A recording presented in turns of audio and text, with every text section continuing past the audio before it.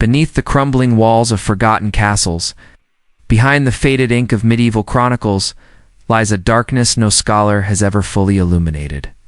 In an age of chivalry and conquest, awe, faith, and fire, there were happenings so strange, so utterly beyond reason, that these still defy explanation to this day. Whispers of spectral knights roaming in battlegrounds, enigmatic relics said to heal the incurable, entire villages that vanish without a trace. These are not the inventions of wandering minstrels, but accounts etched in stone and parchment preserved across centuries, waiting to challenge everything we think we know. What drove these unexplained forces? Was it the wrath of a vengeful god, or something far older lurking in the shadows of human belief? As the mists of time roll back, the line between legend and reality blurs, daring us to look deeper. Tonight we will cross that threshold together. So sit back, relax, and let's dive into the medieval mysteries that history refuses to reveal. The Green Knight, shadow of the wild before the steel sang in tournaments, before courtly love was etched into song. There came a figure through the snow-draped doors of Camelot, a man not clad in gold or crimson, but in the unsettling, unearthly color of green. Not a knight of the realm, but something older, stranger, and perhaps more truthful.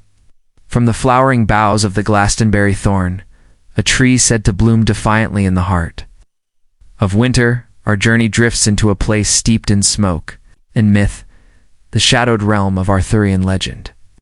Here, where swords gleam beneath candlelight and oaths are whispered like prayers, one presence towers above the rest, not for glory, but for mystery.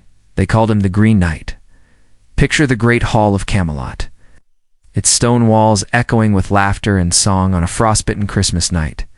The fire crackles, goblets clink, and then a silence. The heavy doors swing open, and in steps a rider unlike any living man. His hair, his beard, his armor, even his steed, all glowing with a deep forest green, as though the wild itself had stitched him together from bark, moss, and stormlight. A sentinel of nature's untamed will, in the 14th century poem Sir Gawain and the Green Knight. This towering figure intrudes upon the king's feast, not with sword drawn, but with a strange game, a challenge of beheading. He kneels and dares any knight to strike him on the chilling promise that a year and a day later, they must receive the same blow in return. Sir Gawain, the noble nephew of King Arthur, steps forward with honor and resolve.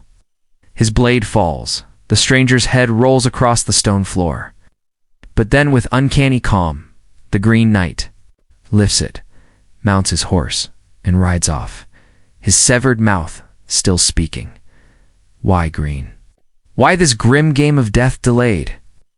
On the surface, it feels like a fable of courage, a tapestry of Christian values stitched with honor, sacrifice, and moral tests. But peer deeper, and the fabric frays into something older. Welder, in the Middle Ages, green was not simply the color of spring. It was also the hue of the unpredictable, the magical, the mischievous, the pagan. It whispered of fairies, spirits, and the woods that watched from just beyond the castle wall. Was this night a test sent by fate, remnant of Earth's wild soul, challenging the court's brittle notions of control? Some believe he was a guardian spirit, a natured deity dressed in mortal guise. A test of balance between man and the forest he tried to conquer. Others say he was an echo of forgotten Celtic gods, lords of rebirth and ritual, where trials of decapitation weren't just tales but sacred rites of passage. The beheading game itself seems lifted from some far older myth, a symbolic shedding of ego, a resurrection into wisdom. Later in the poem, the knight is revealed as Lord Bertilac, a nobleman bewitched by the sorceress Morgan Le Fay, but even that twist feels too convenient, as if the story, uncomfortable in its raw power, needed to be tamed, explained away. But not all mysteries wish to be solved. For many scholars, the Green Knight remains a living paradox, a being of both decay and bloom, a mirror that reveals not just Gawain's bravery, but his fear, his pride, its very humanity. When Gawain flinches before the return blow, he is not condemned, but reminded. Even the best of us carry fault, and yet the questions linger. Was the knight merely allegory? A clever construct of poetic theology? Or does his green hue conceal something long buried, a symbol of herbal alchemy, ancient rites, or a real figure lost to time and reborn through retelling? Even now, if you walk beneath the moss-draped oaks of England, where sunlight turns the air green and soft, you might feel it, that breath of something watching. Not cruel, not kind, just eternal. So who was he, truly? A judge sent by nature? A spirit of old gods still haunting the edges of Christian order? Or a challenge carved into story to ask each of us, will you keep your promise? Will you face what cannot be reasoned with? The Green Knight leaves no answers. Only a ride into the mist, a head in his hand, and a riddle trailing behind. And perhaps that is the point. Because some stories aren't told to teach, but to awaken something we forgot we knew. And as long as forests stand and myths are whispered at fireside, the Green Knight will ride again, into the hearts of those still brave enough to wonder. The Phaistos disc, a whisper etched in clay buried beneath centuries of dust in the shattered bones of an ancient palace, lies a disc, round, silent, and strange, etched in symbols no eye has ever truly read. Not a book, not a scroll, but a message caught in time, still waiting to speak. After wandering through the shadowed towers of fallen kingdoms where stone crumbles quietly under the weight of forgotten stories, our path bends now to a different kind of silence. A silence left not in ruins or relics, but in clay in the rugged hills of Crete, where olive trees curl their roots into sun-baked soil, lie the ruins of Phaistos, a place once alive with the rhythm of sea trade, festivals, and the confident pulse of Minoan power. It was here, in 1908, that an Italian archaeologist named Luigi Pernier knelt beneath a collapsed room, uncovered something utterly without precedent. A clay disc. No longer than the span of a hand, fired once in ancient flame, and covered both sides with a spiral of tiny, intricate symbols. 241 of them, pressed gently into wet clay with carved stamps, as if someone, long ago, had taken great care to say something important, and then buried it before we ever had the chance to understand. No other artifact quite like it has ever been found. No matching script, no sister tablets, no key to unlock. Its meaning just this one disc, frozen in time like a whisper that no one alive remembers how to hear. What does it say? A war song? A sacred hymn? A merchant's prayer? A spell? The symbols feel oddly familiar. A plumed arrow, a woman in motion, a lily, a fish, a shield, but they don't fit any known language. Not linear, not Greek, not Etruscan or Hittite. They drift just outside the edges of recognition. Like a dream you half remember. Some believe the disc was a code, used once in ritual or ceremony, its message spoken only once beneath temple walls, now vanished. Others wonder if it was the product of a lone artisan, a teacher, a priest, an inventor with a vision no one else could share, and still more believe it came from somewhere else entirely, traded to Crete by distant hands, its message forever alien to Minoan eyes. But the disc's greatest mystery isn't just what it says, it's how it was made. Each mark was stamped, not carved, pressed into the clay like movable type, centuries before Gutenberg ever dreamed of a printing press. A technology far ahead of its time. Was this a glimpse of an innovation that came and went in secret? A brief flare of genius swallowed by the collapse of a civilization? The disc survived only because it was buried, protected by rubble and accident. A single message saved by ruin. Why was it left there? Was it dropped in haste, during an earthquake or fire? Or did someone choose to hide it, tucked away in a crumbling chamber where no enemy would find it? Today, the disc sits behind glass, in the Heraclean Archaeological Museum. And yet, even there, with modern lights and watchful eyes, it still feels like it's hiding something. Stand close, and the symbols begin to pulse, not with light but with intent. They were made to be read. They follow a rhythm, a spacing, a sequence too careful to be random. Like poetry, like music, like a story still echoing through time. Stripped of its voice, some scholars say the disc may have been a chant, a refrain repeated during festivals, a hymn offered to gods whose names we've long since forgotten.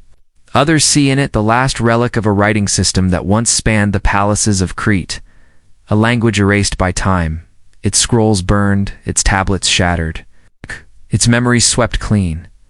Could it have been a charm? A binding wish? A prayer carved into clay to hold back change? To protect a city that already sensed the end was near? Because not long after the disc was buried, the palaces of Crete fell. Fire, invaders, earthquakes, no one is quite sure. What did it, but what is sure, is that their language vanished. Their stories faded, and all that remained is this single disc, unreadable, unbroken, waiting we can scan it. We can catalog its shape and run it through algorithms, but we cannot make it speak, and perhaps that is its purpose, not to explain, to remind, that even the most brilliant voices can be lost, that meaning is fragile and memory must be protected. So we ask again, who wrote it, and why was it a poem? A warning. A mother's prayer whispered into clay. Or was it meant only for them? The Minoans, their gods, their fears, their hopes, their world. And maybe that's the secret. Maybe the disc was never meant for us.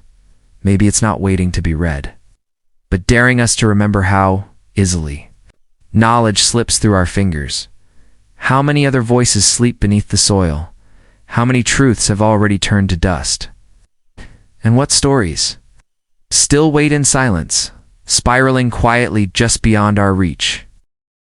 The Znojmo Rotunda, a secret painted in silence high on a quiet hill in the heart of Moravia. Where the wind brushes past stone like a memory, there stands a chapel not meant to impress, but to whisper. Inside, beneath layers of plaster and time, a forgotten alphabet dances across ancient walls and still refuses to be understood. From the haunted stones of Coral Castle, where modern myths cling to coral in the Florida sun, we now step backward, into the hush of medieval Europe, to a land of quiet legends and crumbling echoes. To Moravia, in what is now the Czech Republic. Here, rising above the rooftops of the town of Znojmo, stands a rotunda. Modest in form, circular, stone. It's Romanesque. Walls and conical roof might escape your gaze entirely, but look closer. Within these simple walls, hidden for centuries beneath paint, lime, and careful hands, lies something remarkable. A cycle of frescoes so vivid, so strangely alive, they seem to murmur beneath the candlelight. This is the Rotunda of St. Catherine, a sanctuary built in the 11th century, where saints and kings are painted not in triumph but in mystery. At first glance, the frescoes tell stories we expect of holy mothers, warriors, noble courts, and the lineage of a mighty dynasty. The Premislids, a house of rulers stretching back to a semi-legendary figure known only as Premisel, the plowman. And yet, it is not the images that stir the deepest questions. It is the writing. Scattered among the crimson swirls and ochre figures are inscriptions half buried, half revealed, written in a script that doesn't quite belong. Some lines name dukes and princes, their titles preserved like footprints in wet stone. But other words are not so kind. They stutter and twist. They abbreviate, distort, breaking the rules of Latin and Czech alike, as if they were written for eyes that no longer exist. Why? Why encode cryptic messages into a chapel meant to celebrate power? Was it a royal boast veiled in secrecy? Or a quiet plea for divine favor, sealed behind pigment and plaster? Step into the rotunda at dusk, when the stone is cool and the air still. Let your eyes adjust to the flickering gold of candlelight. The saints seem to stir. The warriors lean forward, and the inscriptions, those strange, defiant letters, begin to shift. Historians have tried for centuries to tease meaning from them. Some lines match records from the time, anchoring them in royal archives and courtly chronicles. But others drift like smoke. Were they spells? Ciphers, a private code whispered between dynasties. Some scholars have suggested they were political armor propaganda painted in divine colors to secure the throne with the weight of heaven. Others believe the chapel was more than a sacred space, but a royal time capsule, designed to preserve secrets only the elite could read, and still others see something older. The hill where the rotunda stands has roots that run deeper than stone. Older hill forts sleep beneath the soil. Ritual sites, some say. Places sacred long before Christianity ever reached this land. Could the rotunda have inherited that power? Could the inscriptions be heirlooms of a forgotten belief, hidden behind Christian art to outlast a changing world? Stranger theories point to geometry, to the rhythm of the letters, to numbers that seem to echo patterns in the stars, as if the frescoes were a veiled star chart, or a key to some lost understanding of the heavens. Was the chapel not only a place of prayer, but of knowledge, encoded, guarded, waiting? But no theory has broken through, not fully. The walls remain closed. Visitors who stand inside often describe an odd stillness. Not silence exactly, but an awareness, as if the room is listening, measuring, and the paint, though old, still glows. It's not just with color, but with purpose. Why would a family of kings paint messages they knew might never be understood? Was it a warning? A protection spell? Or simply a message meant to be read in another age? We may never know. The Zanojmo Rotunda was never meant to dazzle crowds. It was built for the few, for those who already knew. And now, as centuries pass and language shifts, we are left with fragments like overheard words in a dream. Each visitor today steps across the same threshold, eyes raised, breath held, trying to unlock a story written in half-light. But the letters do not answer. They endure. They wait, as if guarding something still sacred, still powerful. Could the answer be hiding in another church? Another manuscript? Another clue yet to be uncovered? Or was the key lost with a single forgotten whisper, one generation failing to tell the next? Duh! As dusk settles beyond the narrow windows and shadows blur the painted saints, the inscriptions shimmer faintly, then fall quiet again. The Zanojmo Rotunda asks for nothing and reveals even less.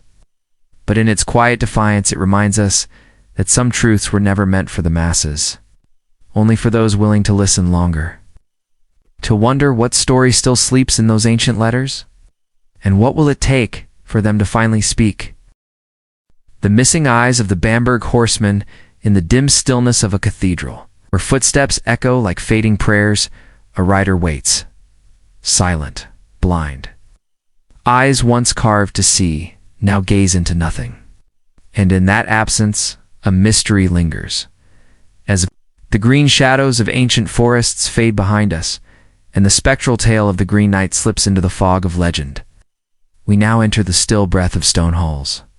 A cathedral stands in Bamberg, Germany, its arches soaring, its silence profound. Within its sacred walls, among saints and apostles frozen in devotion, one statue stands apart. A horseman calm and commanding, crowned and eternal his mount, poised with grace atop a simple plinth. And yet, his eyes are missing. This is the Bamberg horseman, Der Bamberger Reiter. He's carved in the early 13th century. He's more than a figure of stone. He's a question that no century has answered. The rider is youthful, its face serene, classical features framed by Roman curls beneath a medieval crown. His robe drapes in folds of regal stillness. The horse beneath him, sculpted with reverence, lowers its head ever so gently, not in fatigue, but grace. The entire scene radiates power subdued by peace. But then you notice it. The hollowness, the rider's eyes gone, to vacant sockets where once there may have been glass, stone, or gem. It stops you, like a breath caught in time. Why would a statue so lovingly made be left blind? Art historians agree this was no ordinary carving. Completed around 1237, it was the first monumental equestrian sculpture north of the Alps since ancient Rome. A bridge from antiquity into the Gothic age. A work that dared to resurrect imperial grandeur, yet left its subject nameless. Some whisper it might be Emperor Henry II, the cathedral's founder, but the face seems far too young.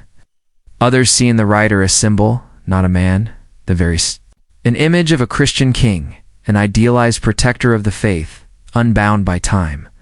But what to make of the eyes? Medieval sculptors understood their power. Eyes were sacred. They were life, a window to wisdom, authority, divinity.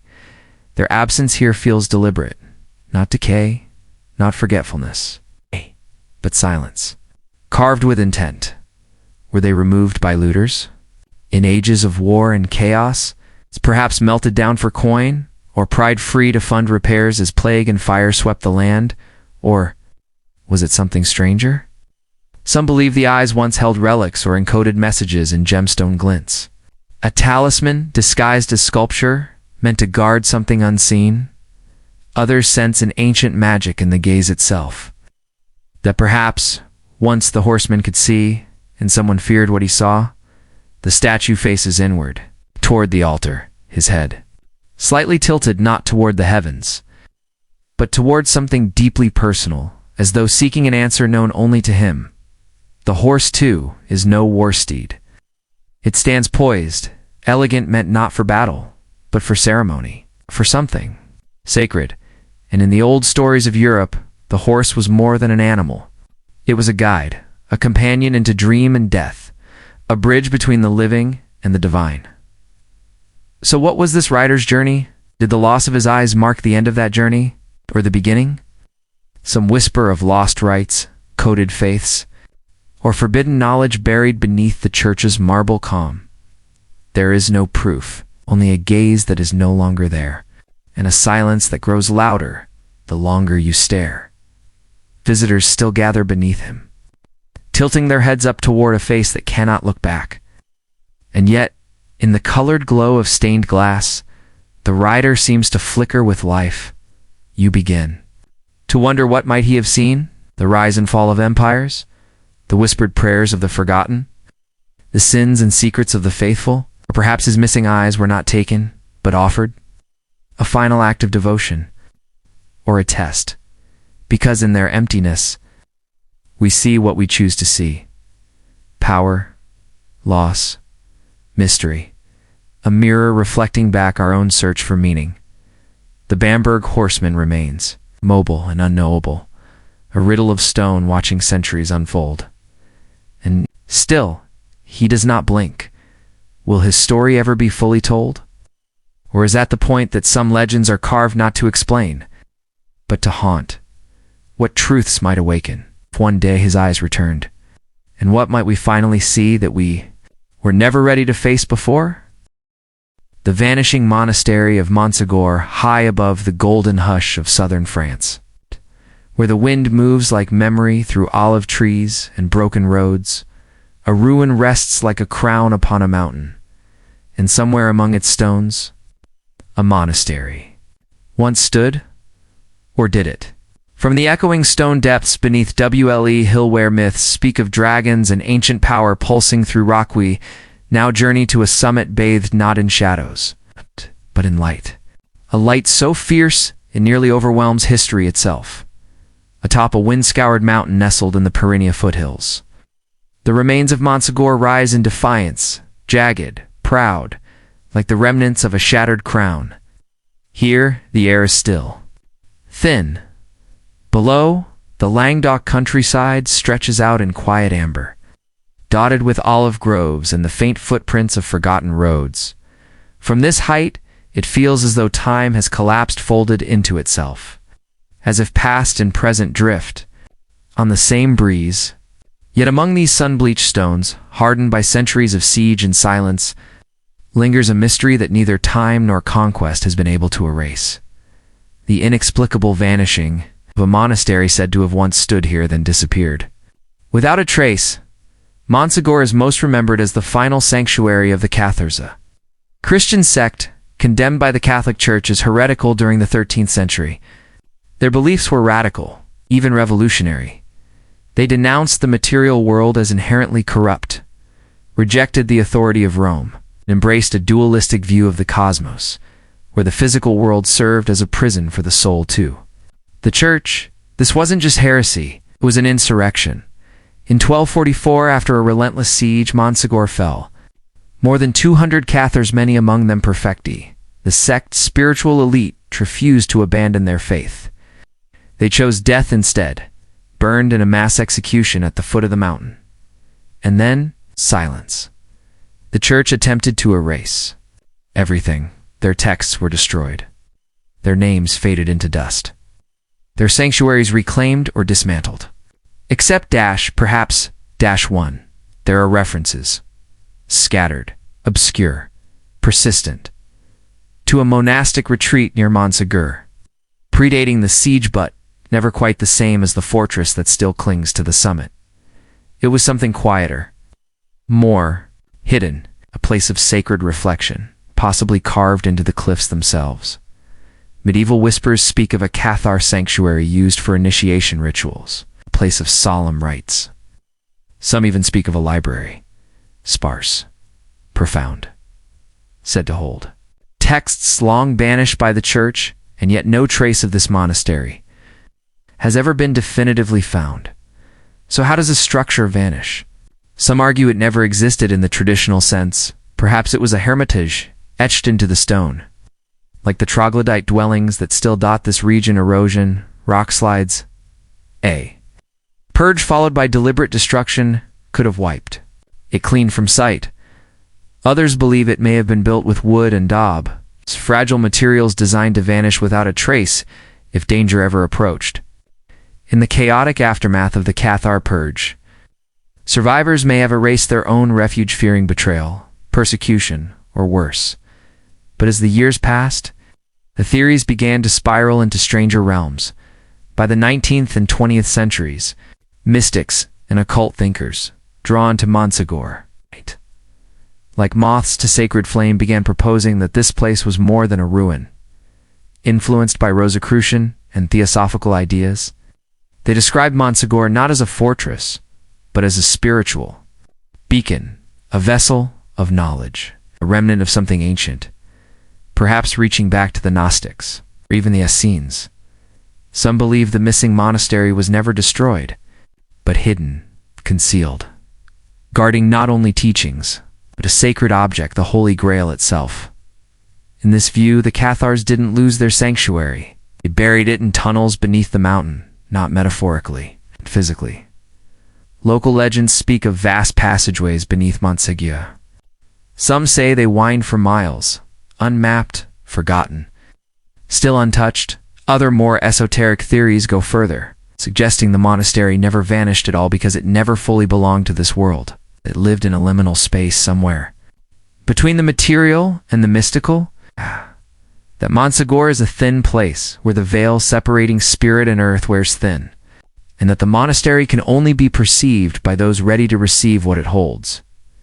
It's a haunting idea, and one that appears in spiritual traditions across cultures, that the most sacred truths are hidden in plain sight, invisible to those not yet awakened. What makes the mystery of Montsegur so powerful is this: it refuses to be solved. Excavations have uncovered medieval walls, broken pottery, military debris, but nothing that confirms a monastery. No altar, no scrolls, no quiet sanctuary. The land, it seems, tells only part of its story and holds the rest. In silence, was the monastery a symbol, cipher wrapped in stone and secrecy, or a fragile refuge so thoroughly wiped from existence that even its memory is now a whisper? Even today, pilgrims hike the steep trails to Montsegur. Some come for history, some for the views, but a few come seeking something they can't explain. They describe dreams, flashes of sudden clarity, moments of being washed out with fear. But with knowing one 20th century visitor, a French philosopher and former priest, wrote, "I felt as if the stone itself knew things it could not say, that somewhere behind the wind and silence, something waited, not lost, not forgotten, only hidden." And so the question lingers like the early mist that swallows Montsegur at dawn. What became of the monastery once said to rest on this sacred peak? Did it ever truly exist? Or does it still exist? Not beneath our feet, but beyond our understanding. Whatever the answer, the mystery endures. The mountain watches just as it always has, quiet, unblinking, unchanged. The Sudarium of Ovieto's true origin, high in the green hills of northern Spain. Beneath cathedral light and pilgrim steps lies a simple cloth-worn, stained, quiet. Yet within its humble weave sleeps one of medieval Christendom's most haunting mysteries. Can a piece of linen hold the echoes of a sacred face? From the shifting sands of Lewis where ivory kings stand, guard over secrets our journey now wends toward the Iberian Peninsula, a land of sun-warmed cathedrals, winding pilgrim routes, the distant murmurs of saints. In Oviedo, nestled in northern Spain's Emerald Hills, rests an unassuming cloth-worn, stained meek, yet charged with a mystery that reverberates. Through the ages, they call it the Sudarium of Oviedo. The Latin name Sudarium means sweat cloth, but this is no ordinary piece of linen. Measuring roughly 84-53 centimeters, its surface is scored with reddish-brown stains widely believed to be blood. Today, it lies folded with care inside a bejeweled reliquary. Within the sacred hush of Oviedo Cathedral's Camara Santa, chamber is quiet and revered as any medieval crypt. As daylight filters through the Romanesque arches, the Sudarium seems modest, almost shy. Yet its story begins to tremble in that stillness, as though eager to speak. According to tradition, this cloth was pressed to the face of Jesus of Nazareth. After his death, capturing blood, sweat, and holy fluid as he was taken from the cross. Unlike the Shroud of Turin, which bears a faint image of a crucified man, the Sudarium bears no portrait-only stains. But these stains, oddly symmetrical, have fueled centuries of intense debate. Are they the outcome of chance, or deliberate preservation of suffering? Church records in Oviedo trace the cloth's presence back to around 840 AD, when King Alfonso built a chapel to enshrine it. Before that, legend says it journeyed from Jerusalem to Alexandria, across North Africa, finally reaching Spain as Christians fled the tide of Muslim expansion. Wrapped in rumor, riddled with gaps, its early path remains hazy. Who carried it? Why risk life to shield a humble cloth? Scientific analysis has deepened the mystery. The linen weave matches first-century Middle Eastern fabric. Pollen grains found on its fibers align with plants native to Palestine. Forensic study of the stains suggests trauma to a bearded man's face consistent with asphyxiation, a hallmark of crucifixion. To some, this is compelling evidence. The Sudarium touched Jesus himself, yet skepticism persists. Carbon dating has been limited due to contamination and frequent handling. Other critics point out that the chain of custody only begins centuries after the crucifixion. Could this be a medieval forgery created to bring prestige, pilgrims, and influence to the cathedral? No single piece of proof quiets doubt. Some scholars say the stains seem almost orderly, as though arranged to fit a narrative. Others urge caution, folding and patterning over centuries, plus confinement in a reliquary, may have shaped the cloth's appearance, creating illusions of purpose. Then comes the question of its link to the Shroud of Turin.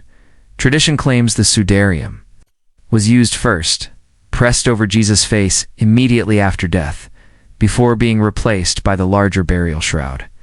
Computer studies have identified intriguing matches between the blood patterns on both cloths, supportive of them touching the same face. But is this solid proof, or a convergence born of shared belief? As with many relics, its power lies not just in what it is, but in what it evokes. Pilgrims still kneel before it, moved by an abiding sense of closeness to Christ's suffering. Scholars study threads, stains, and folds, hoping to reconstruct a continuous story across centuries. In dreamers wonder, which hands carried it through deserts and mountains? Which nights of rain and war did it endure? Fringe theories push beyond faith and history into realms even stranger. Some suggest the cloth has origins outside Christianity entirely, perhaps an ancient ritual cloth co-opted by later believers. Others propose there's a hidden code woven into its fibers, waiting for eyes that can decipher meaning beyond blood and stain. There's no hard proof. It's only a persistent longing that keeps eyes searching its creases within Oviedo Cathedral. Candles flicker near the reliquary light, dancing on the glass case that guards the linen. Priests murmur its holiness. Tourists peer through lenses, hoping to grasp a fragment of its mystery. The sudarium remains a cloth that bears the weight of possibility, its presence reaching backward through time. Is it authentic testimony to one of history's most profound moments? A medieval creation crafted for power, or a symbol of something deeper beyond explanation? Maybe that is its true power. Like many medieval enigmas, it inhabits the borderlands between faith and fact, hope and reason. We see it, we measure it, we test it, we analyze it. Yet the simple linen resists certainty, as though holding its own quiet counsel. And so, pilgrims return year after year, candles in hand, hearts open, out, wondering, who first laid this cloth upon a wounded face, and why? Has it never let us forget? The Glastonbury thorn, a tree that blooms beyond time, before the first leaf stirs in the silence of winter, before the sun dares return to the frost-draped earth. There is a tree that blossoms, not once, but twice, as if time has bent itself to legend. This is no ordinary tree, and Glastonbury is no ordinary ground. This is the tale of the Glastonbury thorn, a living question rooted in myth, as we step away from the encoded whispers of the Zenogemo Rotunda, its frescoes still resisting understanding. Our path leads us across map and memory, westward into the green heart of England. Here, in the myth-soaked valleys of Somerset, legends rise from the soil like morning mist, and just beyond the broken bones of one of medieval Christendom's most sacred abbeys, a thorny, twisted tree quietly holds court, blooming against all logic, all seasons. This is the Glastonbury thorn. Glastonbury itself is a name saturated with wonder, a land where some say King Arthur slumbers beneath the hills, where Joseph of Arimathea is whispered to have brought the Holy Grail, and where once stood a mighty abbey that pulled pilgrims from the corners of the known world. But standing apart from even these legends is a humble-looking tree, crooked branches stretching skyward, white blossoms blooming as if blessed. What makes it so unusual is not just its origin, but its rhythm. Twice each year, once in spring, and again near Christmas, it blooms. This alone has puzzled pilgrims and scientists alike. How can one tree defy the expected order of nature? How does it know to flower in midwinter, in the coldest breath of December, when all other trees sleep? Local legend offers its own answer. Joseph of Arimathea, the biblical figure who laid Jesus in the tomb, came to this very place after the crucifixion. In his hand, a staff cut from the Holy Land. Upon reaching the windswept hill known as Wawel, he pressed that staff into the earth, and it took root. The first Glastonbury thorn was born, not a tree of England, but a tree of Jerusalem. A living link between two worlds, it is small and gnarled, hardly majestic. But for centuries, people have knelt before it in reverence. Each winter, as its white blossoms emerge against the gray skies, it speaks of something deeper than botany, something divine. Scientists, of course, have tried to explain it. Botanists have studied its species, Crataegus monogyna biflora, a rare hawthorn that does indeed show unusual flowering behavior. But nothing explains the precise timing. Inks once documented its winter bloom meticulously. Pilgrims sketched its petals into journals. Even historians recorded the trees. Silent defiance of frost. Is it the soil, the air, or something not yet named by science? The oldest mentions of the Glastonbury thorn come from the medieval period. Pilgrims would gather around its branches, believing the blooms were signs of divine favor.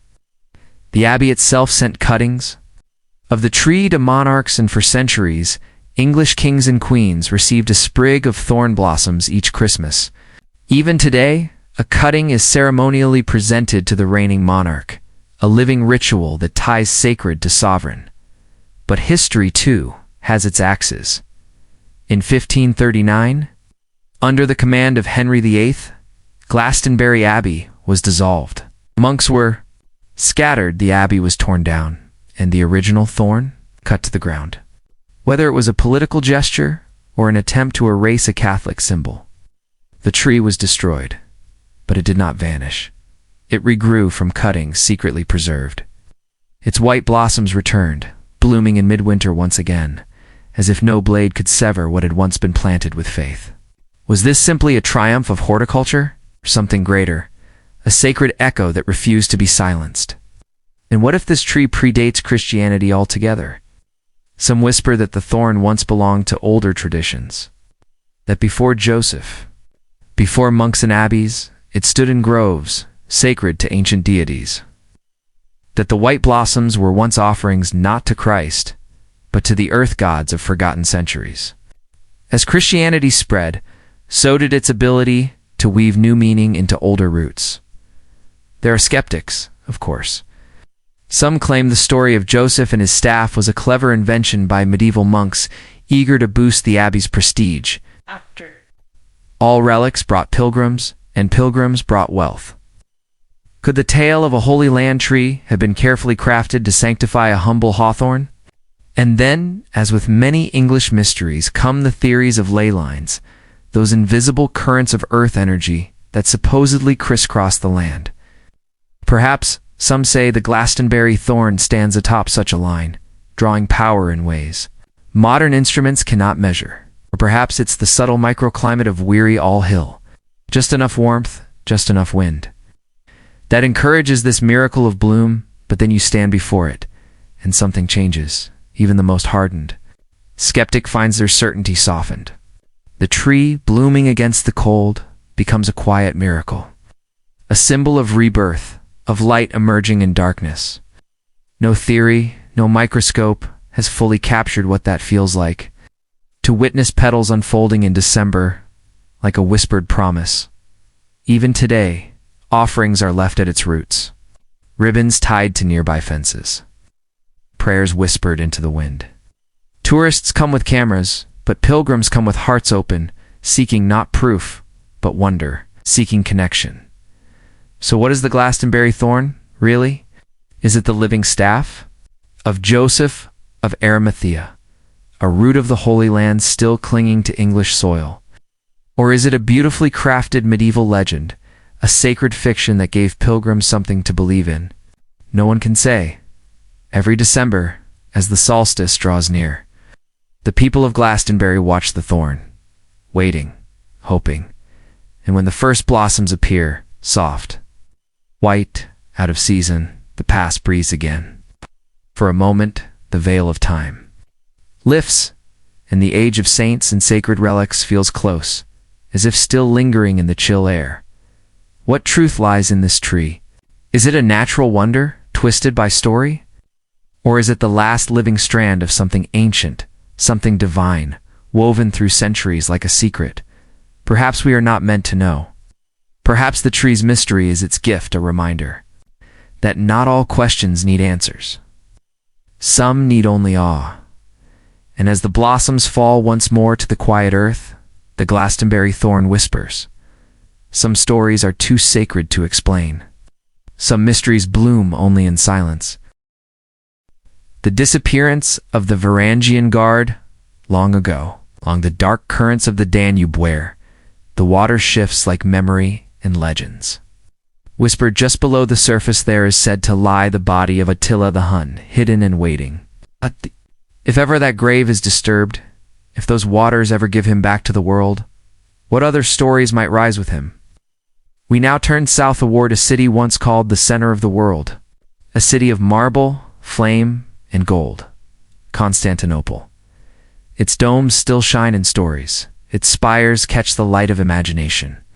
But hidden behind those ancient walls, once stood a brotherhood of warriors tall, silent, and sworn to serve not land but a throne. They were the Varangian Guard, axe-bearing giants. The steel shadow of the Eastern Roman Emperor, but they were not Romans. They came from the cold reaches of the north. From windswept shores of what we now call Norway, Sweden, and Denmark. Others arrived from the east, through the endless steppes of Rus. Together, it became a myth bound in flesh, fierce, loyal, unbreakable. Their double-headed axes gleamed with imperial command. They answered only to the emperor, not generals, not bishops. At.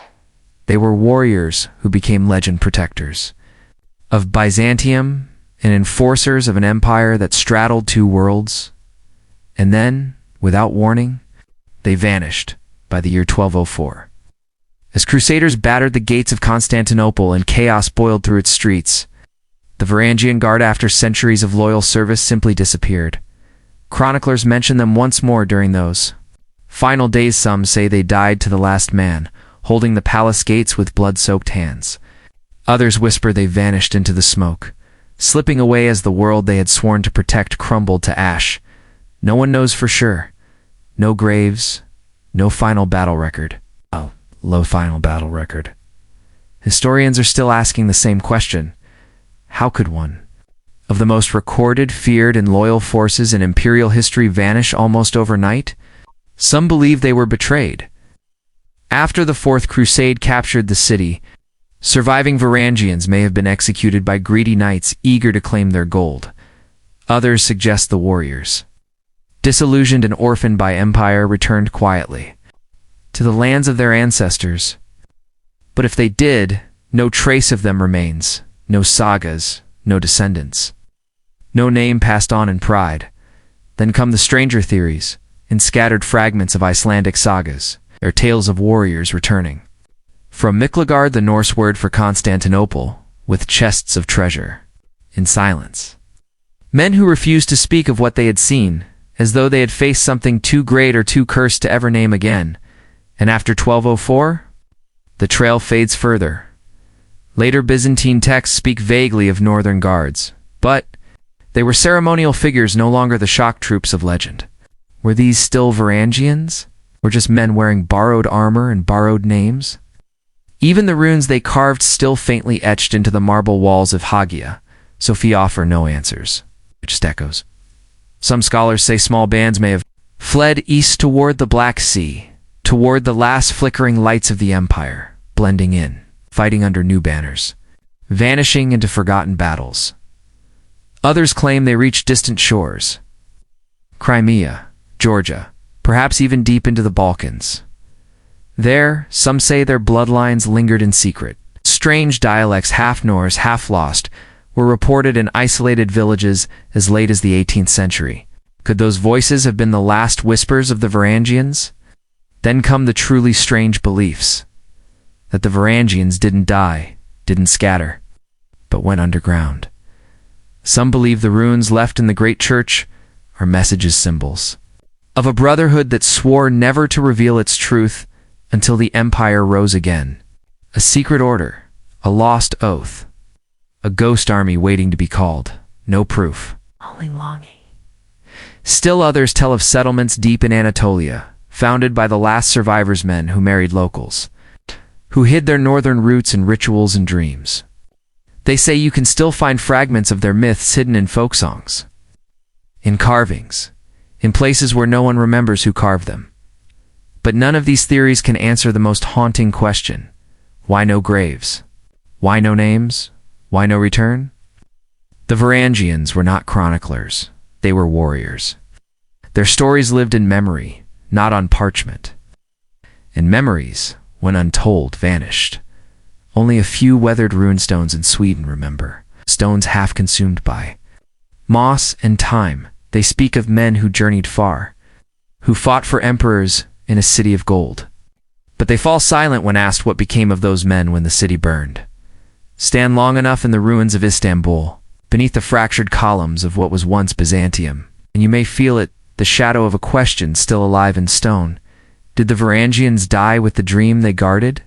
Or did they walk away from it broken? Did they believe their purpose had ended when Constantinople fell? Perhaps they simply laid down their axes and disappeared into the fog of history. But the mystery lingers. Somewhere deep beneath the weight of centuries there may yet lie a sword, rusted and carved with the name of a forgotten guard. Or perhaps the Varangians now live only in the shimmer between fact and legend. Men of the north who stood sentinel over an empire of light, now just echoes, just memory, just mystery. And so we ask again and again, how can a brotherhood so loyal, so feared, so written into the bones of Byzantium, vanish without a trace. Perhaps they wait, not in body, but in story. A final oath still unfulfilled, waiting to be found, not by sword, but by remembrance. The unexplained construction of Coral Castle from the silent turns of the Sator Square, where Latin letters turn like wheels within ancient stone. Our path now leaves behind the candlelit hush of cathedrals.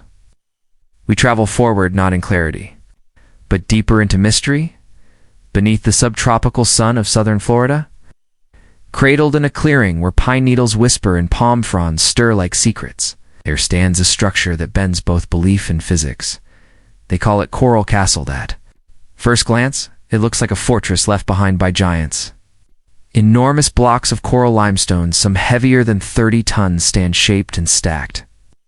Like puzzle pieces from another world, within the towering walls lie tables, thrones, sundials, altars, and a 9-ton gate that once spun so easily a child could push it with one hand.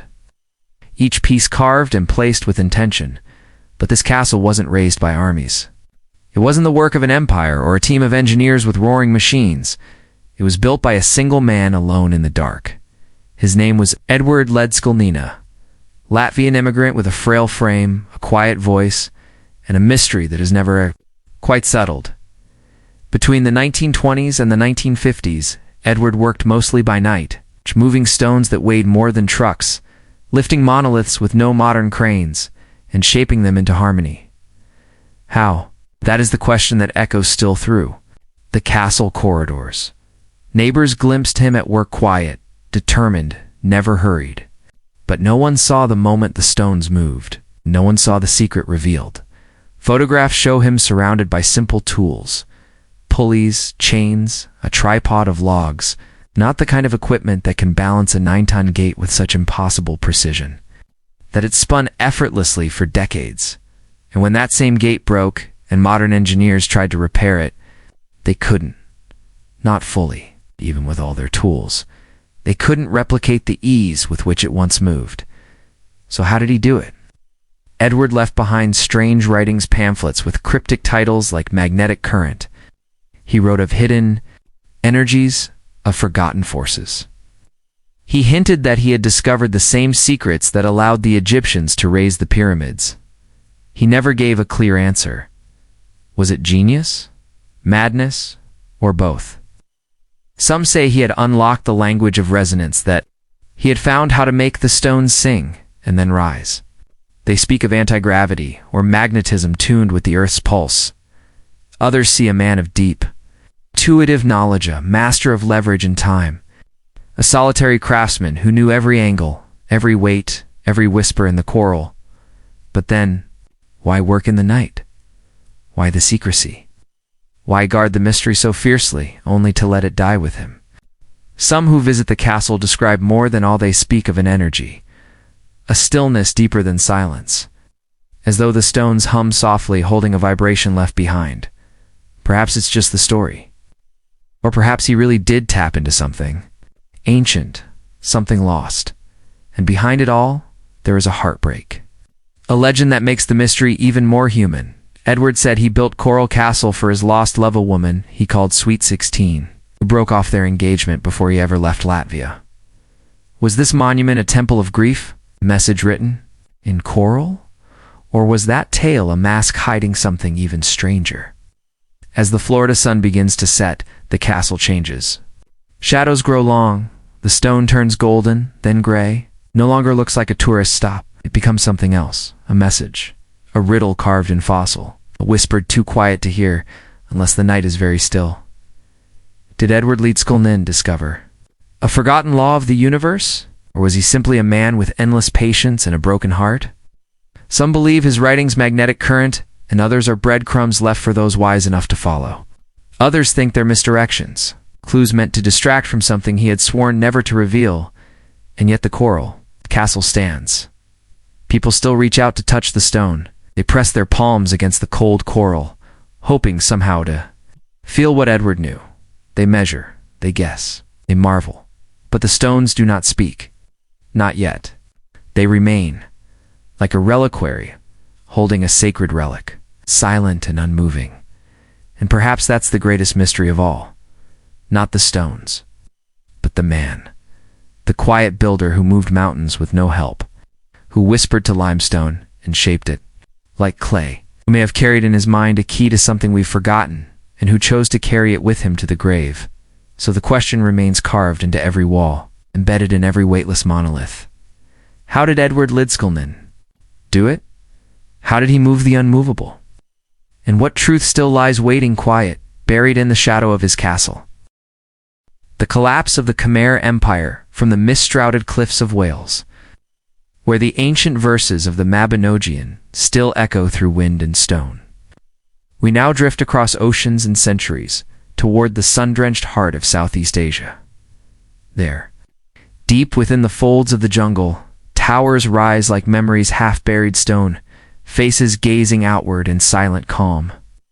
Their smiles soft and knowing, worn by centuries of rain and sun. This is Angkor, the once glorious capital of the Khmer Empire.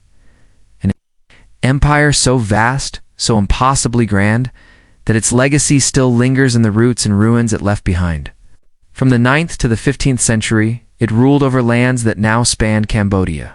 It's Thailand, Laos, and Vietnam, its shadow long and its ambition unmatched. They built not just cities, but visions in stone, reservoirs that could hold the sky, roads that stretched for miles in perfect lines, temples whose spires pierced the heavens, carved with gods, kings, and mythic beasts. Angkor Wat, with its infinite corridors and delicate carvings, remains a quiet defiance of time itself, him in, stone to the divine. But even as the Khmer Empire reached its summit, something began to falter. A slow unraveling. By the early 1400s, its light was dimming. Temples fell quiet, canals clogged with silt, roads vanished beneath wild grasses. The heartbeat of a great civilization faded one steady breath at a time. What caused the fall of such a majestic realm? Historians have searched, uncovered, debated. Wars, droughts, rebellions, changing trade winds. Each explanation fits a piece of the puzzle, yet none truly explain the silence that followed. This was no fragile kingdom. It had mastered water itself. It had reigned through centuries. Could a few failed monsoons really bring it to its knees? Archaeological records point to long cycles of drought in the 14th and 15th centuries. The rains grew erratic. The reservoirs dried. A system built for perfect rhythm began to strain and crack. But if the Khmer were such master engineers, why couldn't they adapt? Some suggest that Angkor in its greatness had become too rigid, too reliant on systems that no longer matched the changing world. Political fractures shook the royal court. Provinces rose in defiance. From the west came a new rival, a Yuta hungry for power. Still, something feels unfinished in this story. Something ... missing. Legends whispered that. The Khmer kings had offended the gods, that divine favor had been lost. Prophecies went unheeded. Omens darkened the sky. Did these rulers reach too far, build too high, too hard to immortalize themselves in stone? Some point to the stars. The temples of Angkor were aligned not just to the land, but to the heavens. Solar alignments. Celestial cycles. Could a shift in the sky, an eclipse, a comet, a forgotten event, have shaken the very faith that held the empire together? There are whispers, too, of disease, of earthquakes, of a sudden calamity that escaped the pages of written history. But the jungle, its thick veils of green, has reclaimed many truths. Roots curl through ancient walls. Vines blanket forgotten roads. Entire neighborhoods remain buried beneath. Layers of time? What remains beneath the soil? What royal records, etched in stone or hidden in chambers, wait to be unearthed? Wander through Angkor Wat today and you can almost hear the echoes.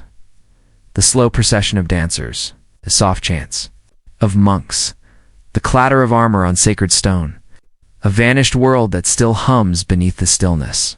And yet, the fall came so quickly by historical standards, in the blink of an eye. The Khmer never fully left. Monks remained. Pilgrims came. The sacredness endured.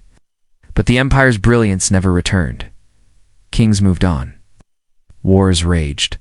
And the jungle closed in, Today, with LiDAR and satellite scans, scientists uncover the vast sprawl of anchor-hidden suburbs, ceremonial roads, wooden homes long turned to dust. The findings reveal a city more immense than anyone ever imagined. And still, the question remains, how did it end? Was it a slow erosion or a sudden collapse? Did a single failed season tip the balance? Or did something deeper, something spiritual, slip quietly from the hearts of the people? Perhaps they lost not just water or kings. Perhaps they lost meaning.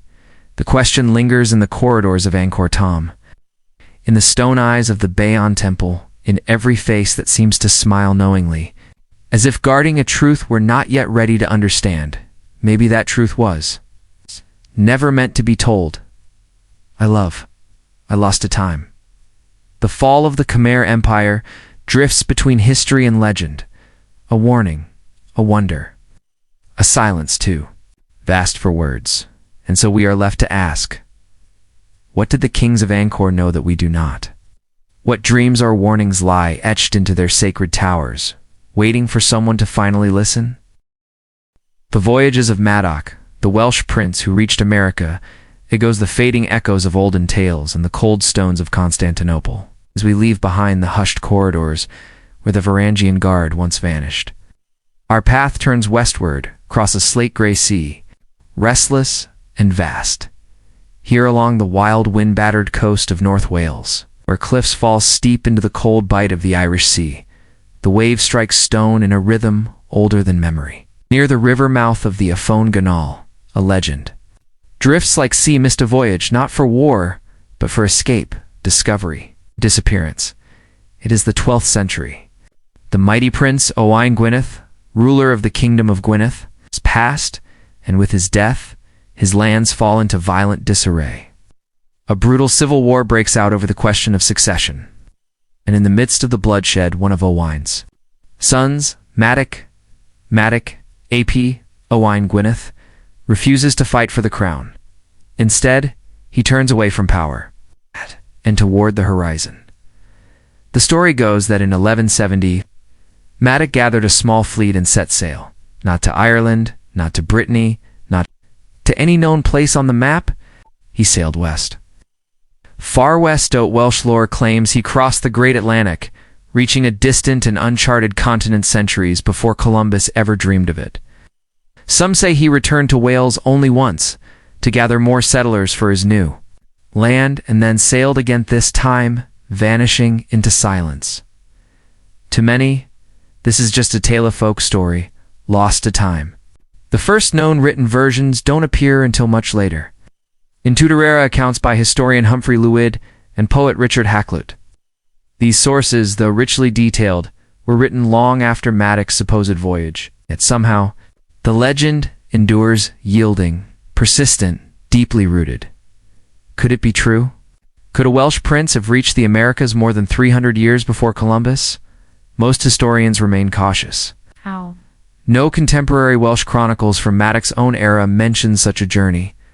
There are no navigational records, no maps, no artifacts that conclusively tie Wales to a pre-Columbian crossing. A voyage across the Atlantic in the 1100s would have been daunting, especially from a small kingdom like Gwynedd. And yet, it wasn't impossible. We know that Norse sailors from Greenland and Iceland had already reached Newfoundland by the year 1000. Could Welsh ships, guided by wind and current, have stumbled onto a similar path 2 centuries later? This is where the waters begin to blur. By the 1600s and 1700s, a new set of stories began to ripple across the American frontier. Tales of white Indians, native tribes described as having fair skin, gray eyes, and a strange language. Some claim that language sounded vaguely Welsh. The Mandan people of the upper Missouri River were often linked to this legend. When Lewis and Clark met them during their famous expedition, they noted the tribe's unusual features, their elaborate villages, their sophisticated way of life. Frontier stories in the early 1800s claimed that some Mandan elders could count in a dialect that uncannily mirrored Welsh numbers. In the 1790s, the Welsh-American explorer John Evans set out to find the truth. He lived among the Mandan for years, looking for proof of Madoc's voyage. he found none. No books, no signs of Christianity, no definitive linguistic connection. Still, the mystery would not die. Why? Why did this story grip so many hearts for so long? Some believe the legend gained traction during Britain's Age of Empire, when the idea of a British presence in the New World before Spain held political power became more than myth. It became a counter-narrative, a way to plant a British flag in the past, not just the present. But that doesn't explain why the tale burned so brightly in Welsh oral tradition. Long before it reached Tudor pens or colonial ambitions, could there be something buried deeper beneath the folklore? Memory, perhaps, of a real journey shaped by time, but rooted in truth. In the deep woods of Kentucky and Alabama, there are ancient stone forts, structures whose origins remain mysterious. Some say they are the remnants of a lost Welsh colony. There are even petroglyphs, carved symbols found in Tennessee, Georgia, and Colorado that seem to echo Celtic script. But without clear context, interpreting such markings becomes a dangerous game. No academic consensus has ever been reached. Then there's the story of the Welsh caves near DeSoto Falls, Alabama, where local lore speaks of bearded strangers who lived with native people long before the European age of exploration began. Critics say these are 19th century inventions, born from a romantic fascination with thematic myth, but some Native American oral traditions hint at older truths, encounters, unrecorded interactions passed down in story, not ink. And still, no shipwreck, no settlement ruins. No human remains have ever surfaced that definitively link Matic or his followers to the New World. The trail grows cold, but the sea keeps its secrets well. It would be easy, far too easy, to dismiss the tale entirely. A fleeing prince, it's a mythical voyage, a lost colony swallowed by the woods. But history has a habit of surprising us. The Norse reached Vinland. Some believe the Chinese may have crossed the Pacific. Why not the Welsh-driven, not by ambition, but by heartbreak and hope? And so we're left with the question, what might still lie just beyond the edges of the map? Could remnants of Matic's journey rest beneath a farmer's field in the Midwest? Hidden in the soil of an unmarked burial ground? Or sleeping in the memory of a tribe who never knew they were part of a European myth? Perhaps somewhere along a forgotten riverbank, a trace remains silent, enduring, unknown. Whispers in the vellum, the mystery of the Book of Kells before the printing press. Before ink rolled off machines and words filled shelves, there was a book born not of haste, but of reverence. It's a book so mesmerizing, its pages shimmer like relics from a dream. But who made it? And why has no one truly deciphered its hidden voice? From the quiet flicker of candlelight in medieval scriptoriums, out to the distant shores where ocean mist curls like memory, our story drifts now toward Ireland. Here, on a green, wind-stirred island shaped by faith and fire, rests an object of impossible beauty and even deeper mystery. It lives now beneath glass, under the vaulted hush of Trinity College in Dublin. The Book of Kells, not just a manuscript, but a miracle of devotion and design. To open its pages is to leave this world behind. Verdant greens, golds like sunlight, reds as deep as blood, pigments breathe life into letters that don't just sit on parchment, they dance. Spirals unwind into eternal loops. Beasts peer from shadows. Saints gaze with quiet power, frozen in strokes so precise, so filled with soul, they seem not drawn but summoned. Yes, the Book of Kells contains the 4 Gospels. But what it truly says may go far beyond Scripture, because its mystery is not just in the words, it's in the way the art feels. Like a language that speaks to something older than doctrine, older even than time, tradition.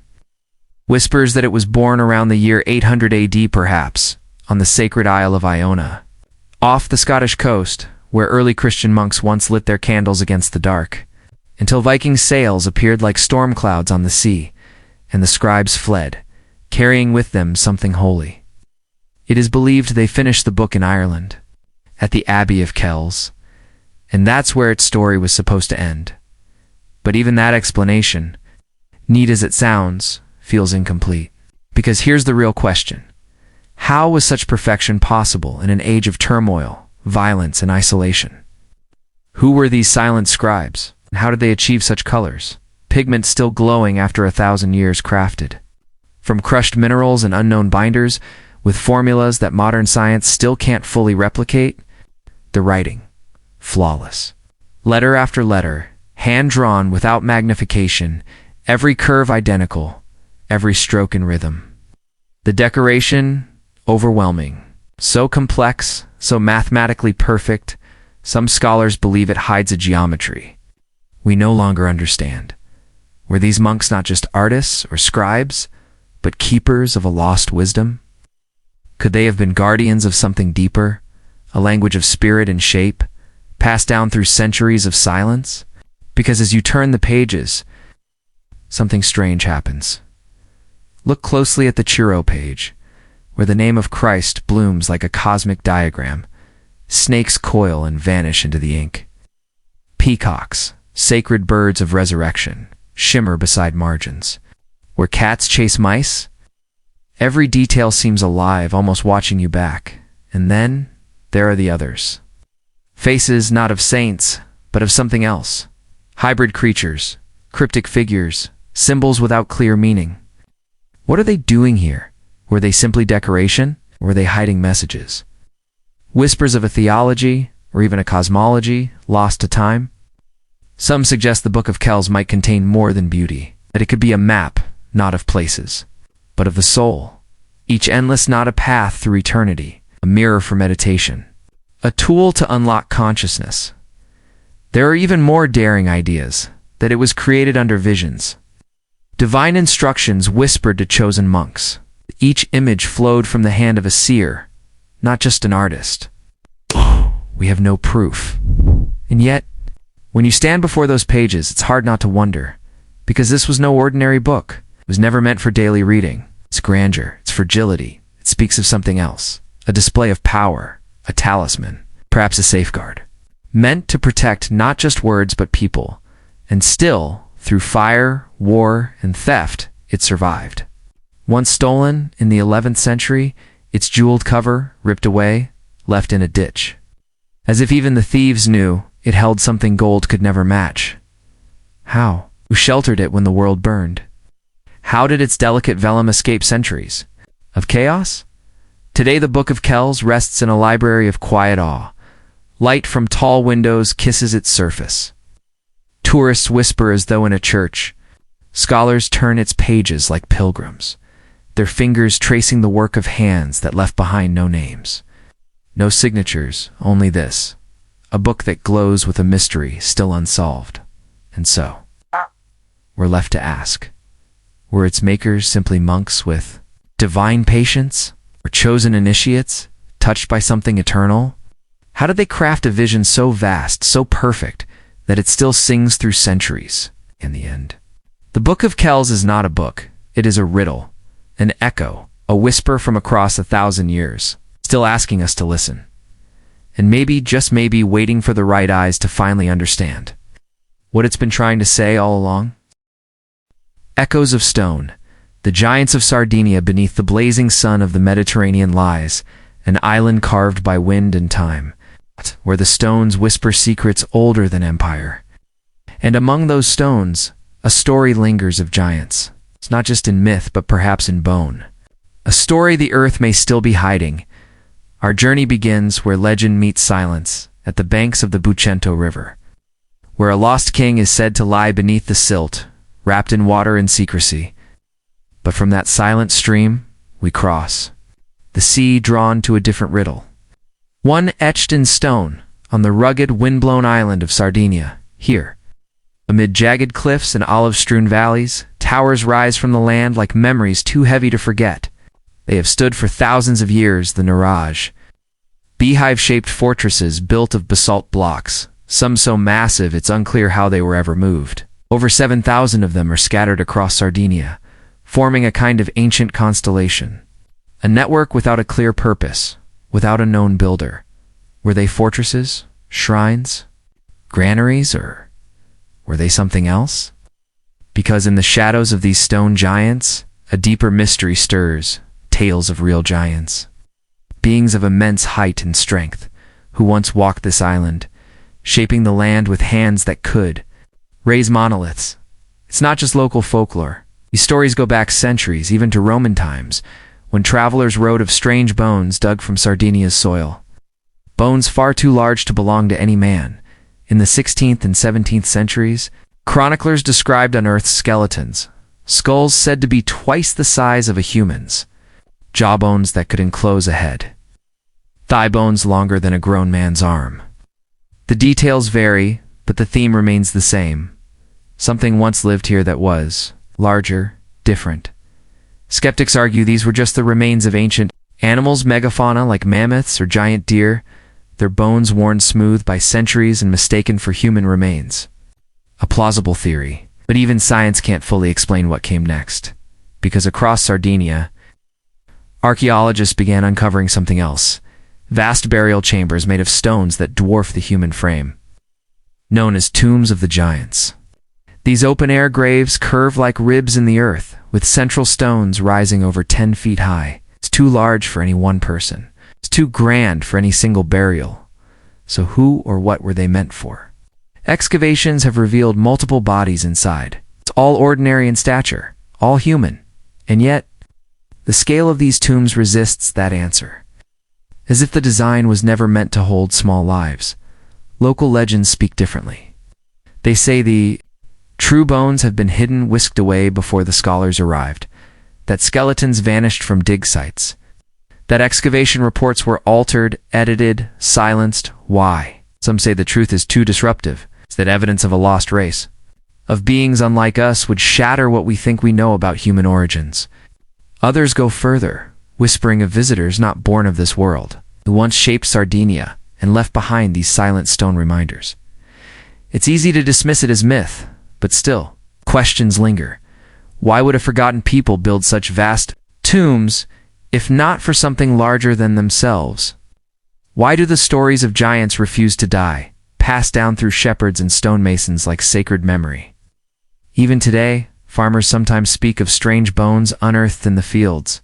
Before they vanish, reclaimed by weather or quietly reburied, as if not meant to be seen, in the mirage, with their thick walls, narrow passages. An impossible weight seemed too complex, too intentional, to be random. Their purpose remains elusive. Could they have been temples for beings larger than we remember? Shelters for something powerful? Or messages in stone meant to tell a story? One we've forgotten how to read? We don't know. What we do know is that the giants, if they lived, are gone. Or perhaps not entirely. Because when the Mediterranean sun begins to set and the ancient towers cast their long shadows across the hills, something strange happens. The silence grows thicker. The stones seem to breathe, and in the hush you might feel it. The presence of something watching, waiting. So we ask, as we always do, were Sardinia's giants real? Or is the land itself dreaming aloud, telling stories to those who will listen? And if they were only myth, why does that myth feel like memory? The forest's challenge, the enigma of the Green Night. Imagine a winter feast. Fires glow, goblets ring, and laughter fills the great hall of Camelot. But then, the doors creak open. A hush falls, and in strides a rider draped in living green, as though the forest itself had come to speak. Our story begins with a flower that blooms when no flower should. The Glastonbury thorn, blooming through frost and silence. A defiant reminder that mystery still lives in the soil of Old England. And from this sacred bloom, our path winds deeper into a realm shaped not by maps, but by myth, into the shadowed world of Arthurian legend. This is a land where honor was currency, where knights chased ideals as much as enemies, and where truth was often hidden beneath poetry. But among all the kings and warriors, one figure stands apart. He rides not from the pages of scripture or the scrolls of history, but straight out of the green heart of the wild, the Green Knight. Picture the hall of Camelot on a winter's night. Torches crackle, songs echo, and then silence. The great doors swing wide, and into that warmth strides a figure like no other, towering, cloaked head to toe in green. Green hair, green beard, green robes stitched with leaves. Even the horse beneath him wears a mantle of forest. He is a walking contradiction, the living wild stepping into the order of men. In the 14th century poem Sir Gawain in the Green Knight, this strange visitor interrupts the Christmas celebration with a grim challenge. He proposes a game, a test. One knight may strike him with an axe, on one condition, that in a year and a day he will return the blow. Gawain, Arthur's own nephew, accepts. He severs the Green Knight's head. But the story doesn't end there. The knight rises, calmly. Silently he lifts his own head, cradling it like a lantern. And before riding off into the cold, he reminds Gawain, "Keep your word or face the price." But what does this truly mean? Why green? Why immortal? Why this strange ritual of violence and waiting? On the surface, the tale is steeped in medieval ideals, bravery, loyalty, temptation, but underneath, something else, something older, something wilder. In the medieval world, green was not just the color of nature. It was the color of the other world, of fairies, of danger, of things that lived outside the lines of Christendom. The Green Knight was no ordinary man. He might be a guardian of ancient law, of earth and time, force older than Camelot, older even than the gods of Rome. Some say he is the land itself come to test the hearts of men. Later in the poem, it's revealed that he is Bertilac de Hautezert, a nobleman enchanted by the sorceress Morgan Le Fay, Arthur's half-sister and longtime thorn in the crown. She sent him to test the pride of Camelot, but even this explanation feels too neat, as if the truth is deeper and darker, because green is a double-edged color. It speaks of life and death, of spring's return and poison's kiss, the forest's breath, giving and taking in equal measure. And the beheading game? It echoes older myths. In Celtic traditions, warriors are tested in rituals of decapitation and resurrection, trials that blur the line between death and transformation. Could this be a surviving fragment of a pagan rite rewritten in medieval rhyme? To some, the Green Knight is a judge, not of skill, but of integrity. Gawain, noble and brave, flinches when it's his turn to face the axe. He cheats, hides a token meant to protect him, and though the Green Knight spares him, he shames him gently. The lesson is simple but profound. Even the best fall short. And true honor lies in admitting our flaws, not hiding them, but others go further. Was the Green Knight a cipher, a symbol encrypted by poets who remembered things we've forgotten? Does his green hue hint at lost alchemical secrets? A guardian? Of herbal medicine? Of ancient wisdom, veiled in leaves? Could he have once been real? A historical figure, transformed by centuries into a figure of magic and myth? Stand today beneath England's old forests, where moss carpets the ground and light filters through a green canopy, and you may still feel him there, not as a ghost, but as a presence, an embodiment of nature's raw justice, a force that walks with the rules of men and just as easily against them. He comes to remind us that chivalry is not perfection, but humility, that bravery is not in the swing of the axe, but in the courage to face its return. And still the story lingers. Why? Does it haunt us so? Because it asks questions we still struggle to answer? What do we owe the wild world? Can honor exist without flaw?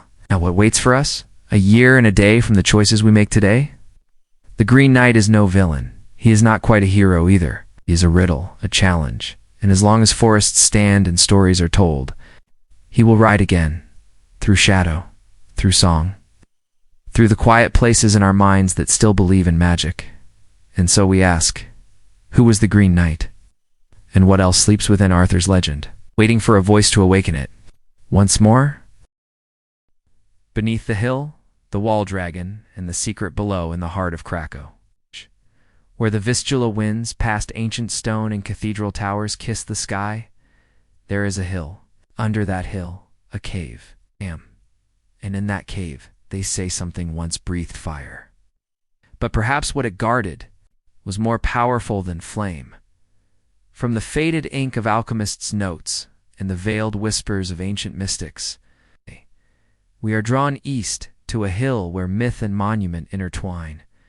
Wawel Hill rises quietly above the river in Krakow, Poland, a place of royal crowns and cathedral bells, and of something far older, something still alive in stone and story.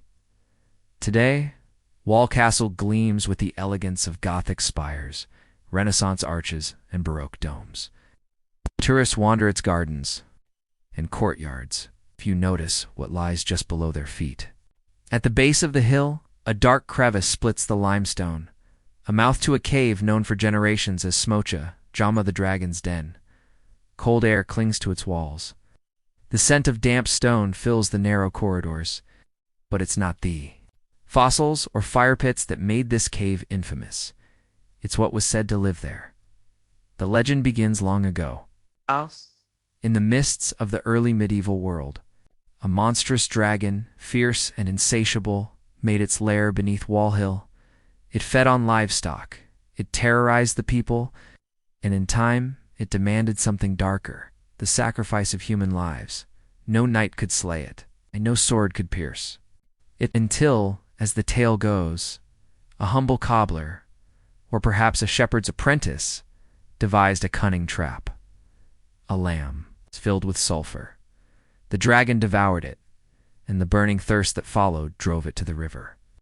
It drank and drank, until it burst, and just like that, the nightmare ended, or so they say. At first glance, the story is a fairy tale, a classic battle between cleverness and chaos. But in the quiet layers beneath, something more complex begins to stir. Could this story, like so many myths, be a fragment of memory, distorted by time but rooted in truth? Some scholars believe the dragon was never a beast but a symbol, a metaphor for invading armies, plague that swept the land, or perhaps the earth itself, exhaling danger in ways early people didn't understand. After all, Krakow rests on a network of limestone caves and underground springs, fissures that breathe, seep, and hiss. What might early minds have thought of noxious gases leaking from the rocks? Could the dragon's breath have been real, a poisonous vapor? Given the shape of a monster, but deeper still, lies another thread. Rarely spoken, yet never quite forgotten. Some say Wawel Hill hides more than a story, hides a power in the 20th century. A whisper grew among Polish mystics and esoteric thinkers, a belief that beneath the hill in the earth's belly lies a chakra of the planet, a point of spiritual energy, one of only a handful scattered across the globe. According to this view, Wawel wasn't just chosen as a seat of kings. It was chosen because it was already sacred. The dragon then wasn't a villain but a guardian, a sentinel placed to protect something deep and ancient, not gold, but something far more dangerous and far more precious. There are stories hard to verify, impossible to ignore, of a hidden chamber sealed beneath layers of stone, too deep for tourists, it's protected for modern tools. Some say it holds an ancient altar, a pre-Christian shrine built by pagan priests who once worshipped the energy pulsing through the hill. Others believe a relic sleeps there, an object like the Holy Grail or the Ark of the Covenant, misunderstood over the ages, told as a fire-breathing monster. There are also strange reports of people feeling lightheaded near the dragon's den, of compass needles spinning, euphoria that lingers like dream smoke. Science offers explanations, poor air circulation, suggestion. But not all who feel it are convinced. Even Polish archaeologist Professor Tadeusz Sulimirski, who surveyed the region in the mid-20th century, noted Wawel's geological oddities. He stopped short of endorsing the wildest theories, but admitted that much of the hill remains unexplored. Official records claim there's nothing more. No chamber, no vault. But digging is restricted. Excavations are rare, and whispers of new findings are often silenced. Why? Because Wawel is more than geography. It is symbol.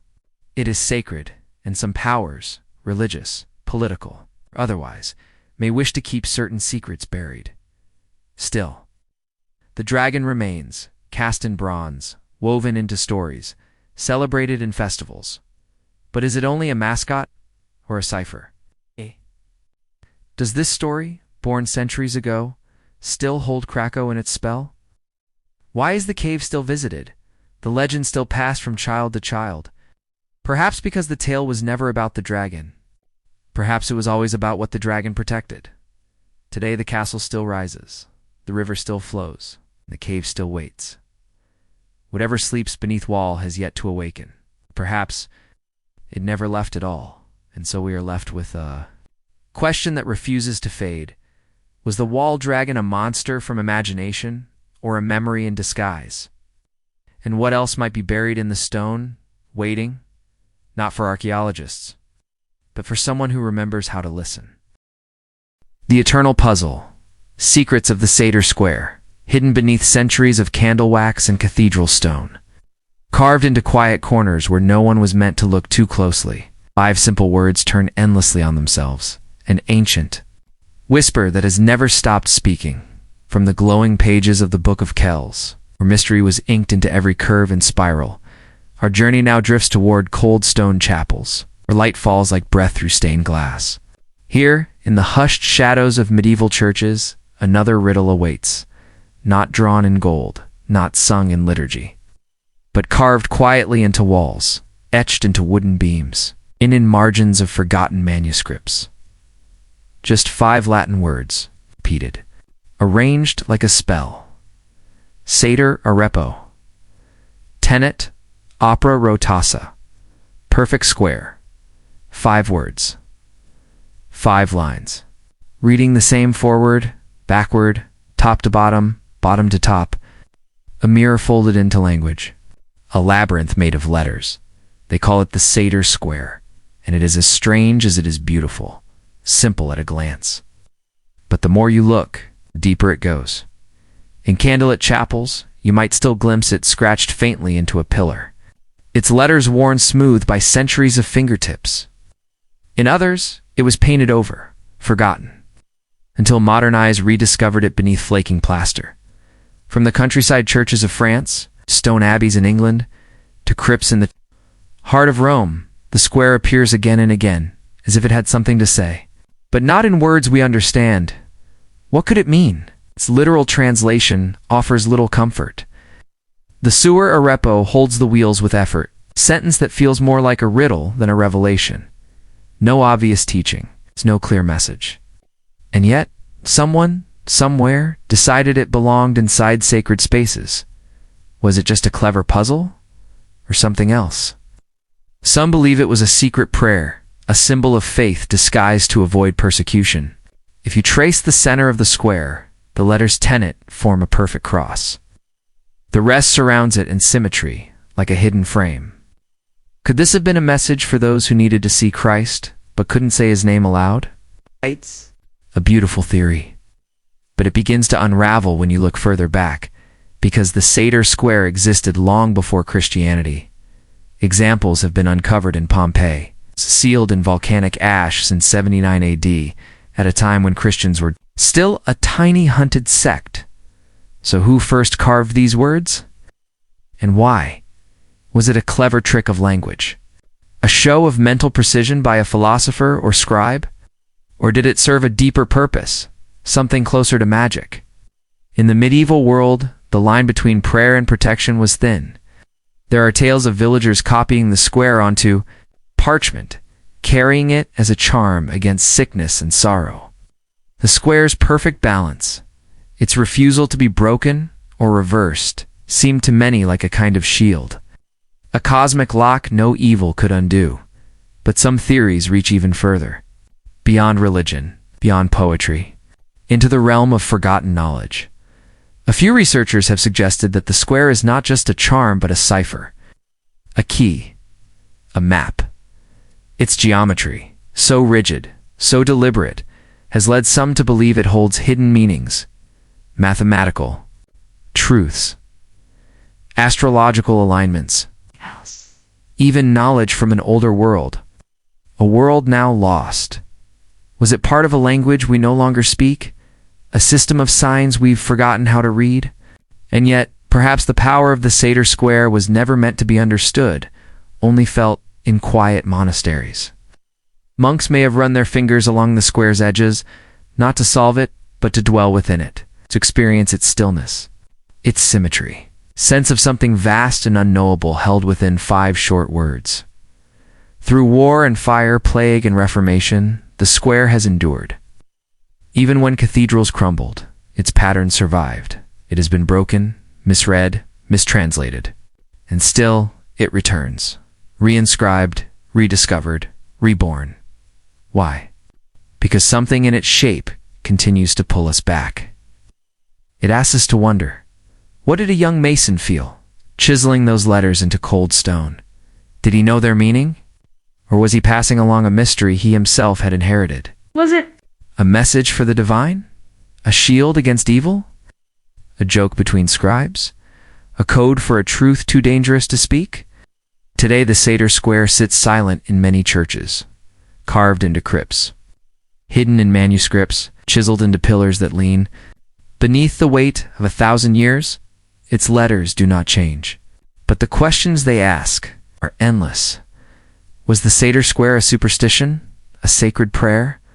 A puzzle too elegant to forget? Or is it something more, a voice from another age, still waiting for someone to listen in the right way? Whatever the answer, one truth remains. The square endures, and in its quiet, turning symmetry, perhaps it still holds a secret we have yet to unlock. The secret pages of Nicolas Flamel, Paris and the Alchemist's Code in the candlelit hush of old Paris, where stone alleys curl like questions and wind speaks through shutters. They say a man once opened a book no one could read, and never closed it again, from the storm-lashed cliffs of Lindisfarne, where relics vanished into mist and memory.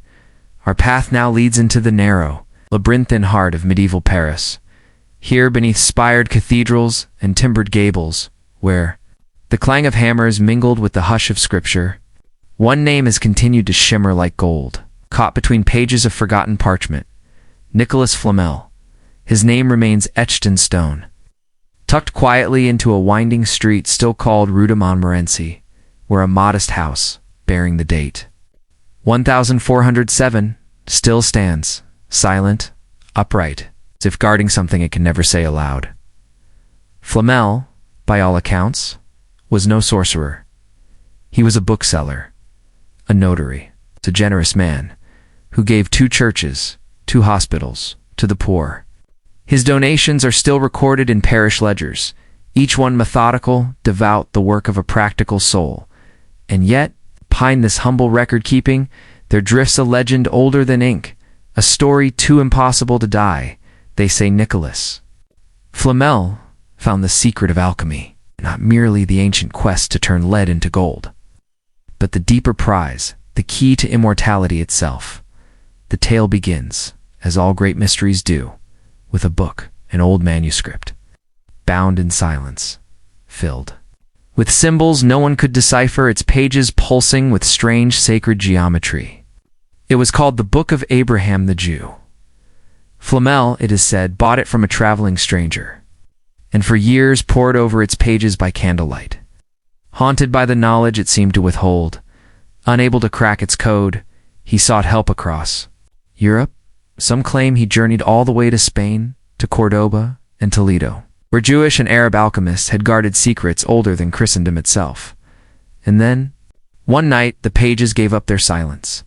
The symbols unfolded, the puzzle resolved. And in the stillness, Flamel held the philosopher's stone, the mythical agent said to transmute metals, heal any wound, and open the gate to eternal life.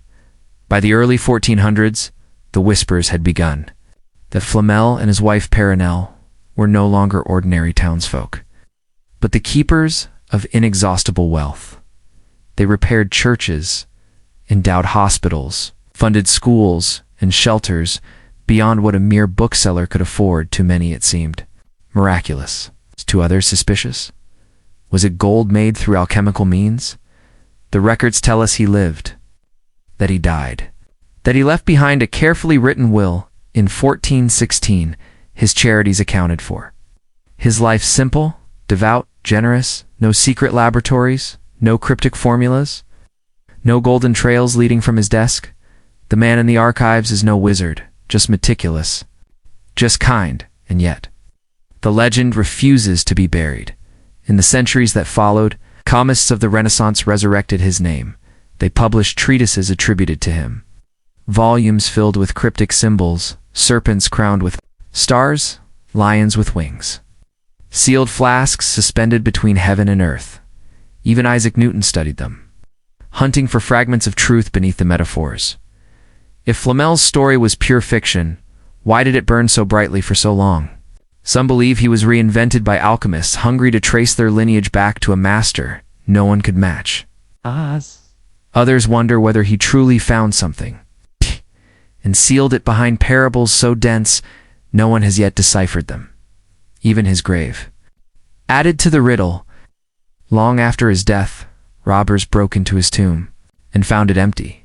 Some claimed he never died at all, only disappeared, moving quietly among secret orders, guarding the stone from those who would abuse it. It's tempting to laugh, to dismiss it all as wishful fantasy, and yet the rumors are strangely consistent. Too consistent, some say, to ignore. If the Book of Abraham truly existed, no trace of it remains. No library holds it, no collector admits to possessing it. Was it burned or hidden?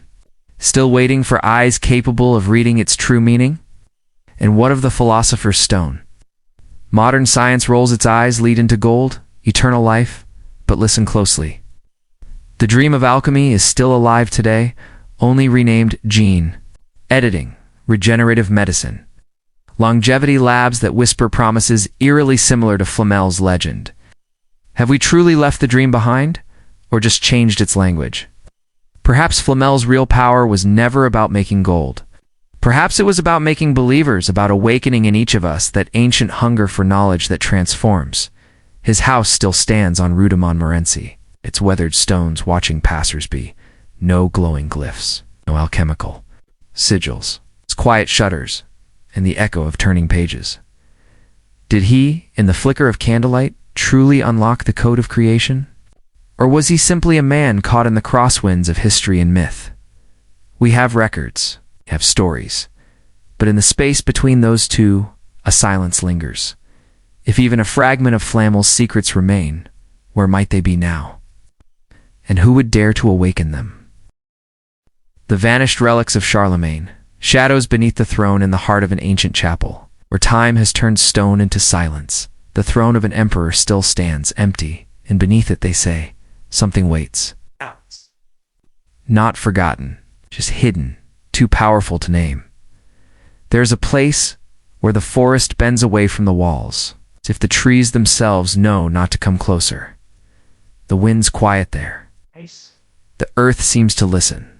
And beneath it all, beneath the chapel, the hill, the history, the tunnels, sleep, sealed, unseen, untouched by time, they call it. Castle house, but no one truly knows what it guards. The chapel above seems frozen, its stones too silent, its age too heavy.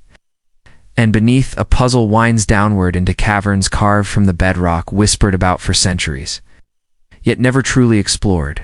What lies there? Prehistoric cave swallowed by time, pagan shrine buried beneath layers of Christian myth, or could Castle House stand over something far stranger, a passage not only through stone, but through understanding itself? No proof, no disproof, only silence, only rumor. And so it remains, not just a structure of stone and timber, but a sentinel of secrets. What truly sleeps beneath that chapel? What waits behind its sealed doors, deep in the bedrock's bones? Every generation stirs the dust with new whispers, another fragment of legend, another half-truth added to the mosaic. But the facts, those stubborn things, remain painfully few. And that, perhaps, is the deepest wound, not what is missing, but how little remains. For this is no ordinary tale of relics and saints. This is the story of Charlemagne, emperor of emperors, a man whose life was etched in gold, whose rule marked the rebirth of Europe itself. His chronicles are vast, his victories legendary, his devotion unquestioned, and yet its holiest relics are gone, gone with no record of destruction. No looting, no fire, no war to blame, simply vanished. How does a king so great leave such an echoing emptiness? Was it theft, a cover-up? A carefully orchestrated hiding meant to protect something that must never be found? Or could it be something deeper? Something not meant to be understood, only remembered in fragments? Some whisper of revolutions that feared his myth, of movements that sought to break the past by scattering the objects that carried its soul. Others speak of secret orders, of monks who spirited the relics away to protect them from the eyes of the unworthy. And then there are the darker theories, of knowledge buried with the relics, of artifacts that held more than spiritual meaning, that held power. Could it be that Charlemagne's treasures were never treasures at all, but keys? Gateways to something the modern world has no language for. Objects not of gold, but of memory, a memory too dangerous to awaken. And so, Castle House remains, its tunnels quiet, its purpose forgotten, its walls, perhaps still listening above. The Cathedral of Aachen still shines, its mosaics flickering with imperial gold, its throne untouched, impossibly empty. But below, if the stories hold even a sliver of truth, his relics remain. It's not lost, not forgotten, just hidden, guarding what no war or empire has ever dared disturb. And what might they reveal? If ever they were found, would they rewrite history? They fracture faith? Would they whisper something the world is not ready to hear? Perhaps the greatest mystery isn't where the relics are, but what their absence reveals about us. Can a people ever truly sever themselves from their founding? Myth, or do they carry it, always buried deep, waiting not to be reclaimed, but reborn? The brazen head of Roger Bacon, a voice that should not speak in a flicker of candlelight? Beneath stained-glass shadows, a head of bronze sat in silence, waiting. They say it spoke only once, and when it did, its words could bend time, summon fate and doom the one who listened. From the fractured echoes of Charlemagne's vanished relics, we now drift not through cathedrals or battlefields, but into the hush of cloisters, where candlelight flickers across forgotten scrolls, and the line between sorcery and science blurs like ink on damp parchment. Welcome to 13th century Oxford, a city of whispers, of secrets stitched into vellum.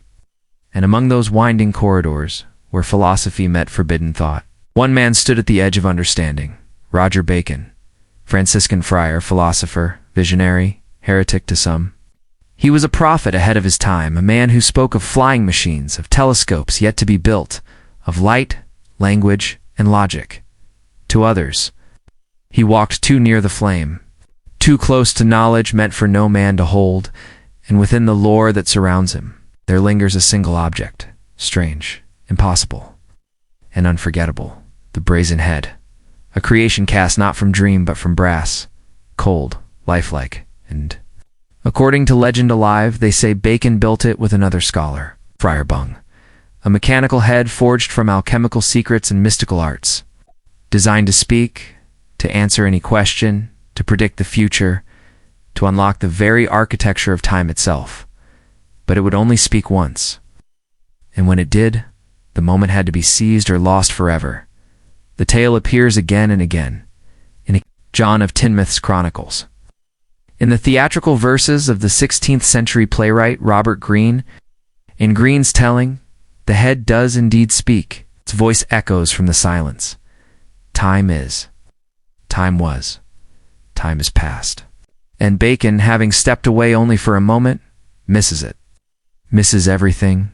Was it merely a morality play? A tale of pride and punishment?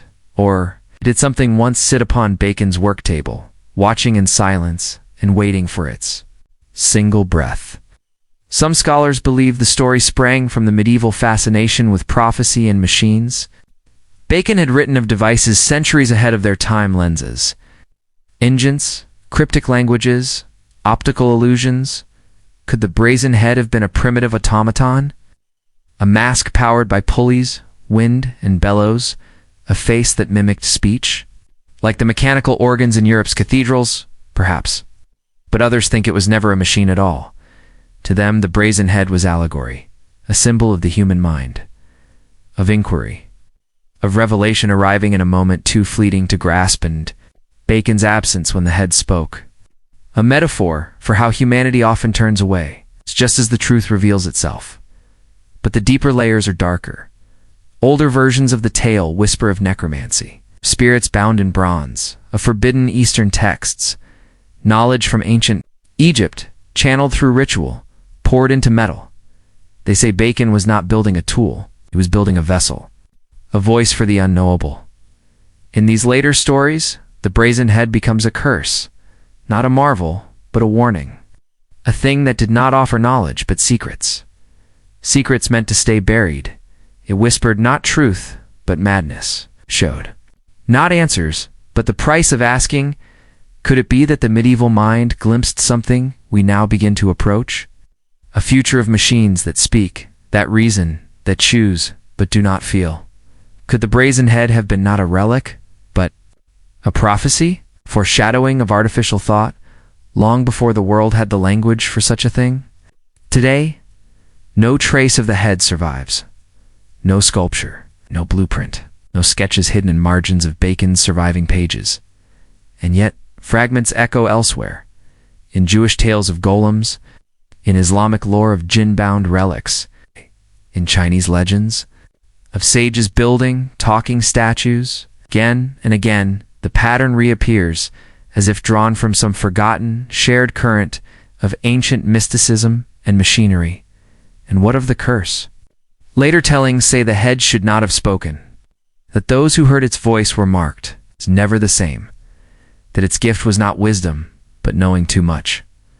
Too soon, a knowledge that shatters the soul rather than enlightens it. The vaults of Oxford are silent now.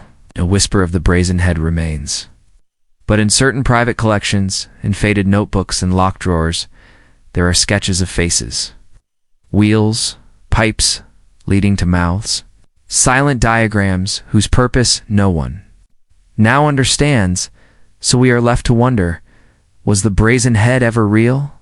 Did Roger Bacon unlock something the world wasn't ready for? Or was it all illusion, a ghost born of rumor and longing? Maybe the brazen head was never meant to exist. Maybe it was always a mirror held up to our own desire to know more, to conquer time, to speak truths the world should never hear. And perhaps that is the truest curse of all, not the knowledge itself, but our aching need to hear it speak. Beneath the river, the vanished tomb of Alaric the Visigoth, a quiet river winds through southern Italy, its waters whispering against the stones. Nothing about it suggests a secret.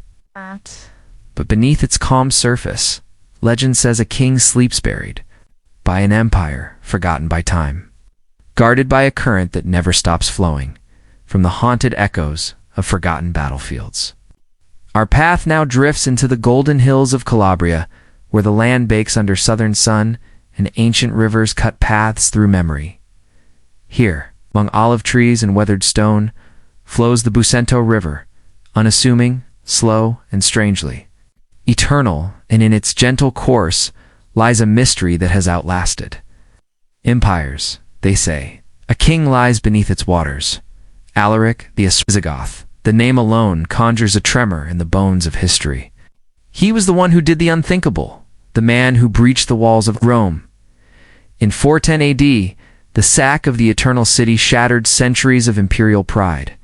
And then, as suddenly as he had emerged, Alaric turned south, toward another conquest.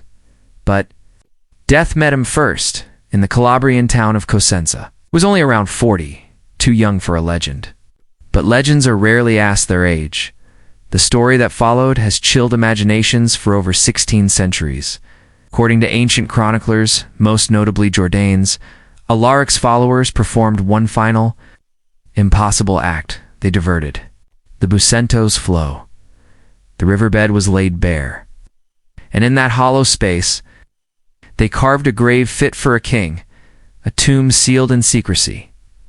After the burial, the waters were returned. The river resumed its path, hiding the grave forever under its current and those who built it. They were killed, so that no one would ever reveal what they had done.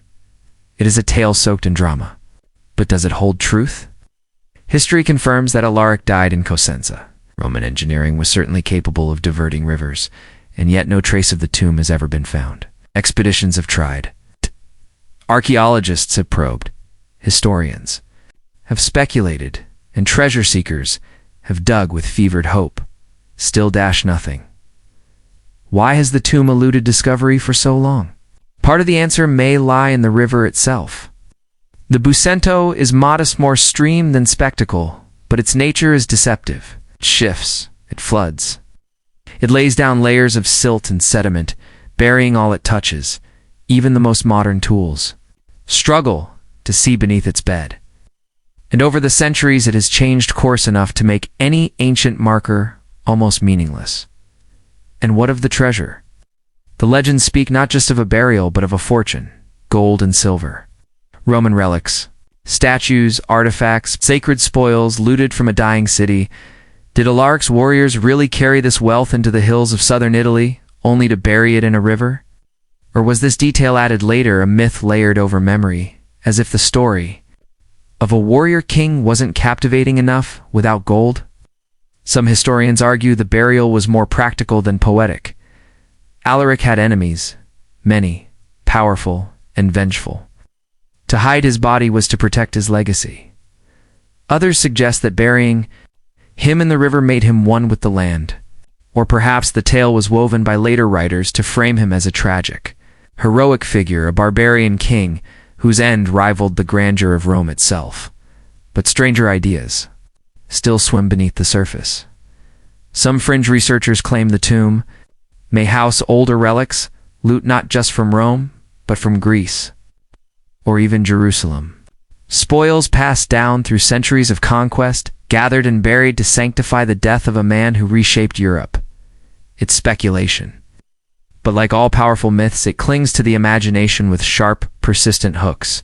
And then there are the workers, those who supposedly built the tomb and were slain to keep the secret. Is this just an embellishment? A macabre flourish to add weight to the tale? Or could it hint at something real? A moment when secrecy outweighed mercy. Oh, mass graves have been found, but much of the region remains unexcavated. The soil of Calabria continues to yield surprises with each dig. The river itself guards its silence well. Its currents are mild, but its secrets are deep. Geologists argue that a tomb, if it exists, might have long collapsed or eroded, scattered beneath tons of silt. Yet others believe differently.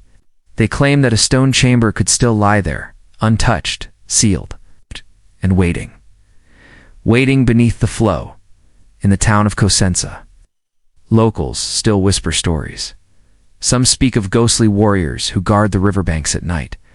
Others claim that dreams turn strange when spent too close to the water, or that compasses falter, as if pulled by something ancient beneath the stones. Folklore, perhaps. But why do these stories survive, generation after generation, as if the river refuses to let go of the truth?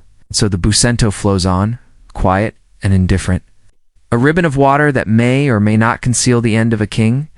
Does Alaric the Visigoth truly lie beneath its surface? Is the grave real? Is the treasure? Or has the tale grown so grand that it no longer needs proof? Maybe that is the true power of the story, not in the gold, not in the grave, but in the very act of remembering. A river that hides a warrior, a people trying to outwit time, and the haunting idea that history, no matter how it flows, always leaves something buried just out of reach. So as the sun sets behind the Calabrian hills and the river darkens under starlight, the question remains, does Alaric still sleep beneath the water? Or has the river become his memory, flowing on forever? The vanished tomb of Attila the Hun, a king who brought empires to their knees, a grave no one can find, and a river that may still guard his body beneath centuries of shifting earth. This is the forgotten riddle of Attila the Hun, a conqueror, who disappeared into water and legend from the faded symbols carved into Templar stone. Our path now turns east, toward the wind-blown plains of the Danube basin, where grass bends under the breath of forgotten riders, and silence hides something the earth may never give back. Here, in the tangled reeds beside wide rivers and dark soil, a legend waits quiet, unresolved. Etched into the bones of the land, they say this is where Attila the Hun vanished, the scourge of God, a name that once made cities tremble and emperors weep. In the mid-5th century, Attila swept across Europe like fire on dry grass. He plundered, shattered, demanded, and consumed the last great fear of a Roman world already crumbling. And then he died. The stories say it happened suddenly. In 453 AD, on the night of his own wedding, a celebration turned funeral, some say. He drank too deeply. Others whisper of poison or a curse returning to claim its debt. But the exact cause, no one knows. He was found lifeless, blood on his lips. And what happened next has become one of the great unsolved enigmas of ancient history. His followers, terrified that his grave might be defiled, are said to have devised a burial as dramatic as his life. The tale goes like this. A river, perhaps the Tisa, or maybe the Danube, was diverted. Its bed laid bare, and into the exposed soil they dug a grave, not just for a king, but for a conqueror, a man who held the fate of nations in his hand. He was buried with gold, silver, weapons and trophies, spoils from every city he razed, and then the river was returned to its course, washing away all trace. The men who performed the task, they were executed, their silence ensured by the sword, so that no one could ever reveal the tomb's location. It sounds like legend, and maybe it is. But no confirmed grave of Attila has ever been found. No stone, no urn, no record, just echoes. The story survives through fragments in medieval manuscripts, whispered folklore, and the quiet desperation of those who still seek his bones. Yet, the clues don't vanish, they ripple. In the centuries after his death, stories of the lost tomb deepened. Peasants along the Danube told of strange whirlpools that pulled at boats, as if something below was alive. Treasure hunters in the 1800s claimed they saw flashes of metal beneath the mud, heard things in the reeds. But nothing ever surfaced, just rusted scraps and rumors carried on the wind. Even today, modern archaeologists armed with sonar, drones, and satellite eyes have searched the Danube's restless bed and found nothing.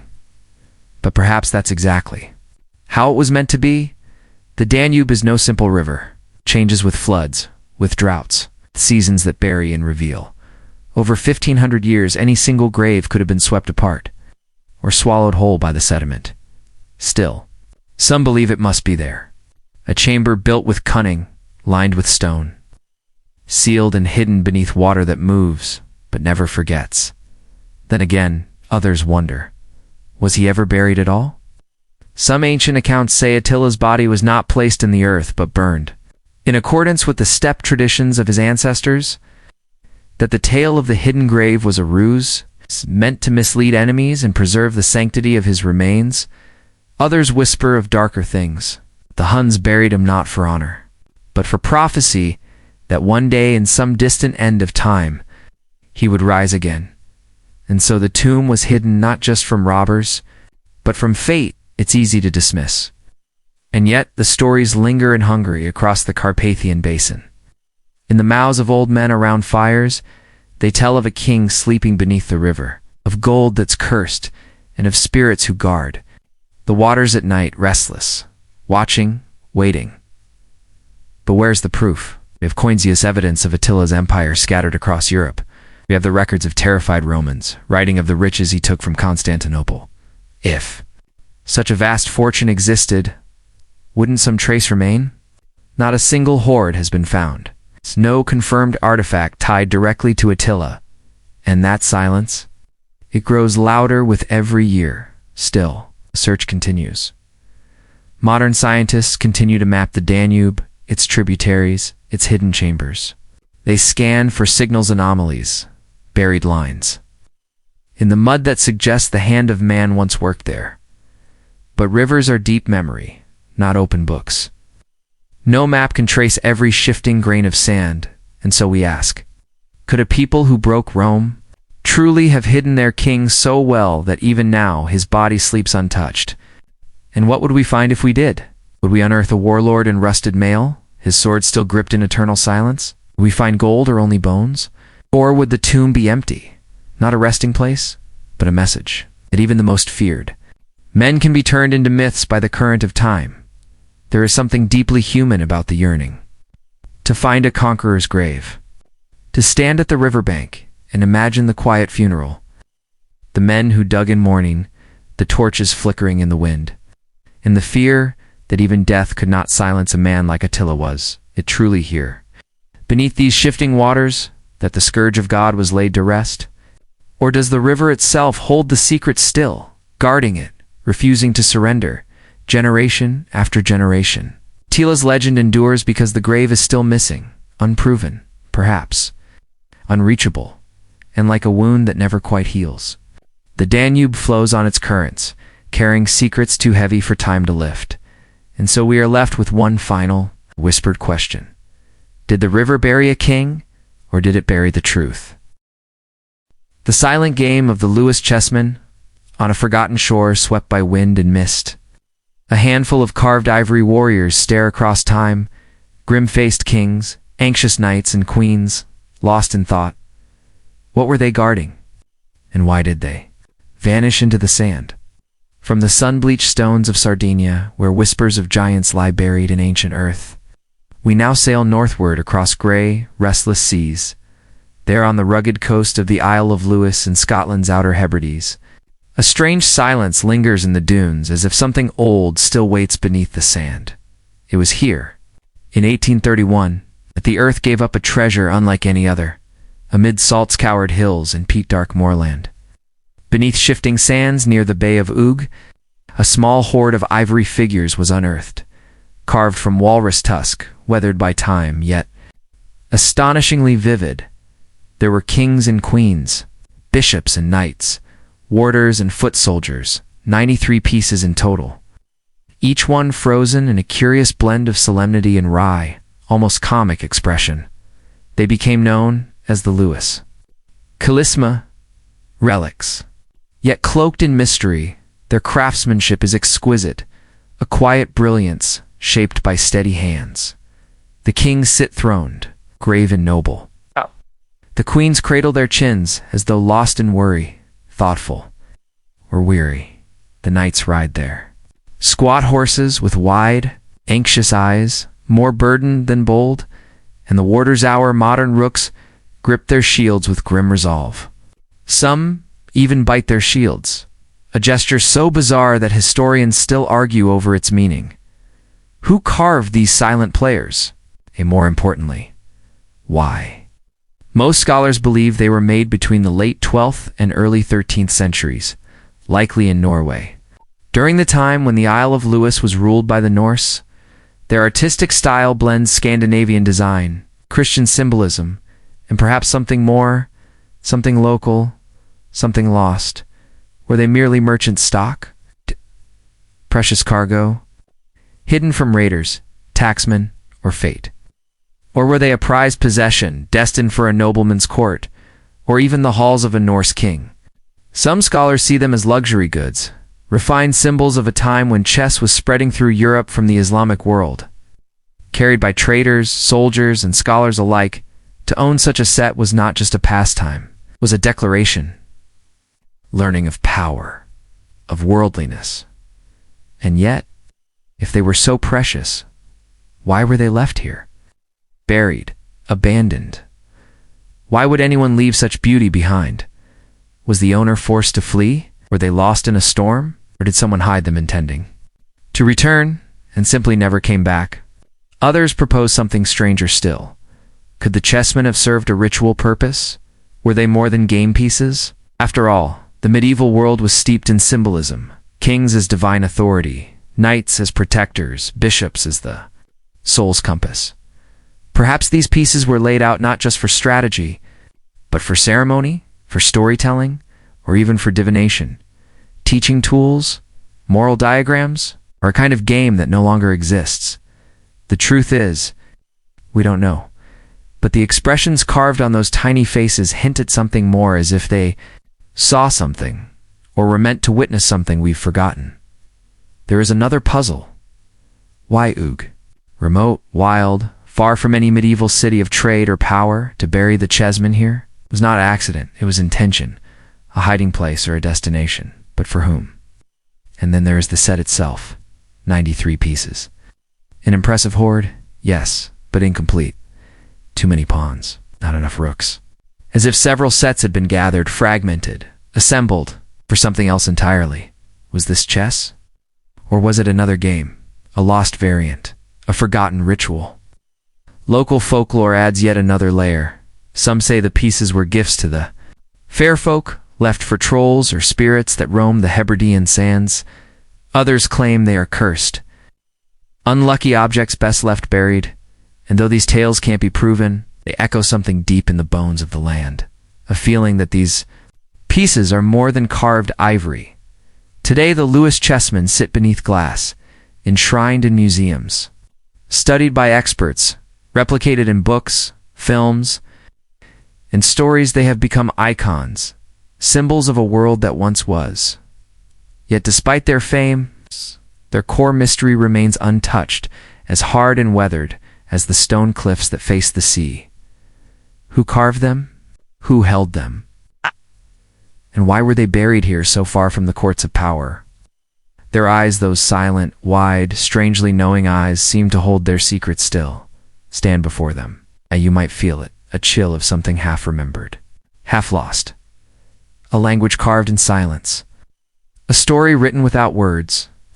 A warning, perhaps, or simply a reflection of a medieval mind we may never truly understand. They stare at us from across the centuries, not lifeless, but observing.